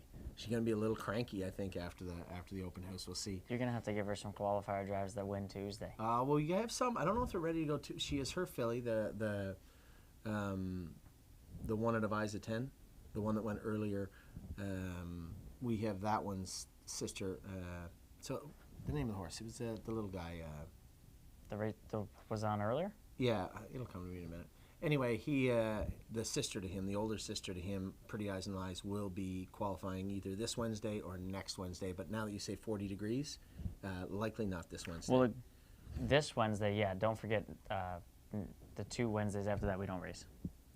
Christmas Eve and New Year's Are they Eve. just not going to have qualifiers? Or are they going to Tuesday. move them? Oh, they're moving them to Tuesday. So we'll probably qualify the following Tuesday. Not Yep. this Wednesday, but the following Tuesday. So I didn't know that, so it's a good thing you said that. So the following Tuesday we'll qualify. You just brought me on here for Northfield Park Absolutely, information. yeah. So they came out, they jogged So now they're all turned. 2 laps, and then we're going to turn them for 2? Turn them and go 2 or 3 laps the right way of the track. There's the 4-horse Popular Expert. Jason Merriman's going with him. That's a colt I said, just a really good-looking colt on the track. Number 5 is Lou Armstrong. That will be Logan Ebersol. Sweet and Steady Eric's been going with this horse. She's a nice filly. I'm interested to see how she's going to do today. I'm making a prediction. I'm going to say who's going to win this set. Lou Armstrong is going to win this set, and Super Way for Tyler Angus is going to be very close also. Amy's filly, if she gets a little frustrated, she can get a little fractious sometimes, so I don't know what she'll do.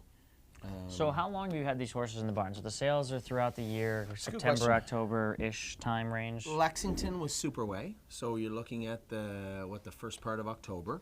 We had Superway purchased. Lou Armstrong came in around the same time. Popular Expert was purchased 2 weeks before that in the Ohio sale, or the week before that. Pilot Caviar was, I believe, Lexington also.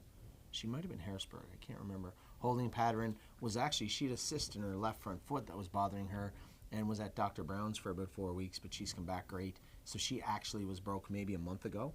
And then Sweet and Steady came from the Ohio Select Sale, so she was in early also. So basically about 60 days for At the very most, for the most yeah, part. 100%, yeah, about 60, 65 days for the most part for the very earliest ones, which would have been in this set, Sweet and Steady and Lou Armstrong.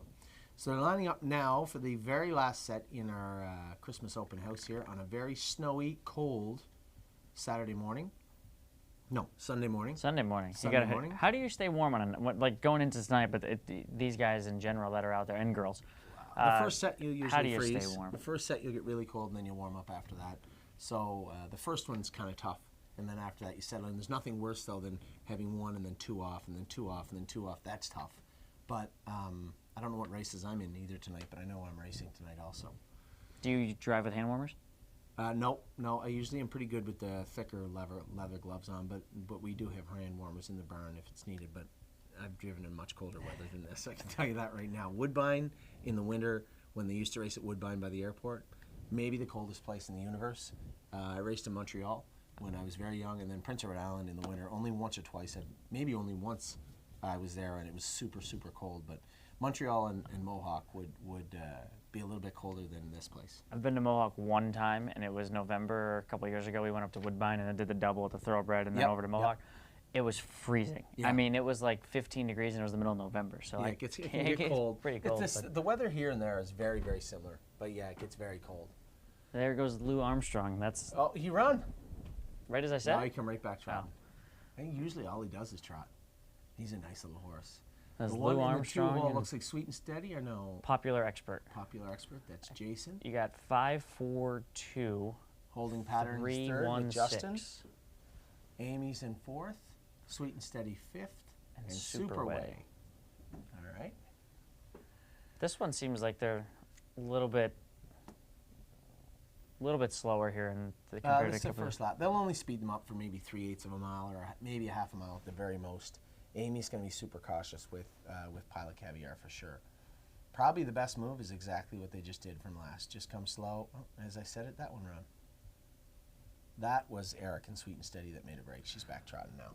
So at this point of the year, we've talked a few times, but obviously it's not really about the watch. Is it better to have them go, let's say 3:05, but trot the whole mile, versus going 3 minutes, but they made a run somewhere at some point? Like you don't want to you want them to learn that their job is to trot all the way around there. I don't even care that much about the running this time of year. We'll get them to trot, whether it's a little extra weight or the trotting hobbles. They will trot. What I want to see is their eagerness and willingness to do their work. Now, you see Sweet and Steady had made a break, but lo and behold, she's the one making her way to the front. There will be horses that make mistakes. It's not the end of the world. It's what they do that caused the break that I want to try and fix, and what they do after the break that I want to see what they're going to do. What are they going to do when they're faced with a little bit of adversity? A horse that makes a break and comes back trotting and makes their way to the front is obviously a horse that's focused on their work, not just make a break and then make another break and then make another break. This filly here is obviously focused on her work and willing to do it. I've always wondered about that when I'm like calling the races, right? And a horse breaks at the quarter, and then all of a sudden, as you guys go by for the half, and I'm watching, I could hear the horse coming by in the front, and it's like, why are they still running? Like they know their job. They're 5-year-old horses, 6-year-old horses, and they break literally for the entire mile. It's like at some point do you just kind of give up and more times than not, they're a little sore. Maybe they're it could be anything from a quarter crack to anything else. Who's making this big move? I think this is Superway, right? Oh. Superway. Wow. Is that Tyler? This is the Ariana G colt. This is Tyler. Sweet and Steady's going to clean him out, maybe. Sweet and Steady did not like that turn there. We're missing one. Yeah, Sweet and Steady's making a mockery of the place. I think we lost holding pattern. Oh. But Super, the Ariana G he's horse looks pretty good, huh? He's a good-looking colt. Really nice-looking colt. And then we Sweet and Steady putting together a good mile from second. On the outside is... Oh, Sweet and Steady got up for second, did she? Yeah, 6-1, 6-1-5, I think. Yeah, Lou Armstrong. You were close. You said Lou Armstrong and Superway. It's close. I just got beat at the wire. Have you ever had that feeling? Every time I gamble. I was at Churchill. I went down to Lexington Louisville 2 weeks ago, and that was fun. That was tough day. That wasn't good for the bankroll. But I love being at the track. It doesn't matter.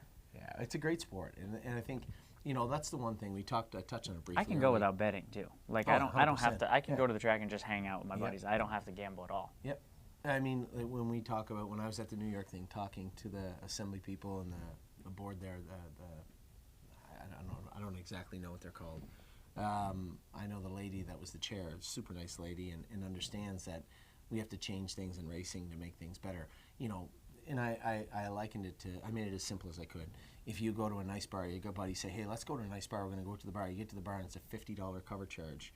You're probably not going in. It doesn't matter how cheap the beer is or how good no the food chance, is. yeah. Yeah. So if you make the cover charge $5 and the beer and the food a little bit extra to make it up on the back end, that's how you're going to make your money, right? Everybody's happy. Well, that's kind of what harness racing has done. Is it's made it difficult to get licensed and more bureaucratic, and you have to jump through hoops. And me, more than anybody probably in the world, I've seen how some clients, potential clients, will come just say, it's not for me. It's just, there's just too much to do, and it's too hard to get licensed. Worry about all that stuff on the back end. Get everybody you can in. Don't give anybody an opportunity to say no, and they won't, because this is a fantastic sport. You will fall in love with horse racing if you come out to the barn, pet your horses, feed them carrots, watch them train on a day like today, right? And have it happen over and over and over again all winter long.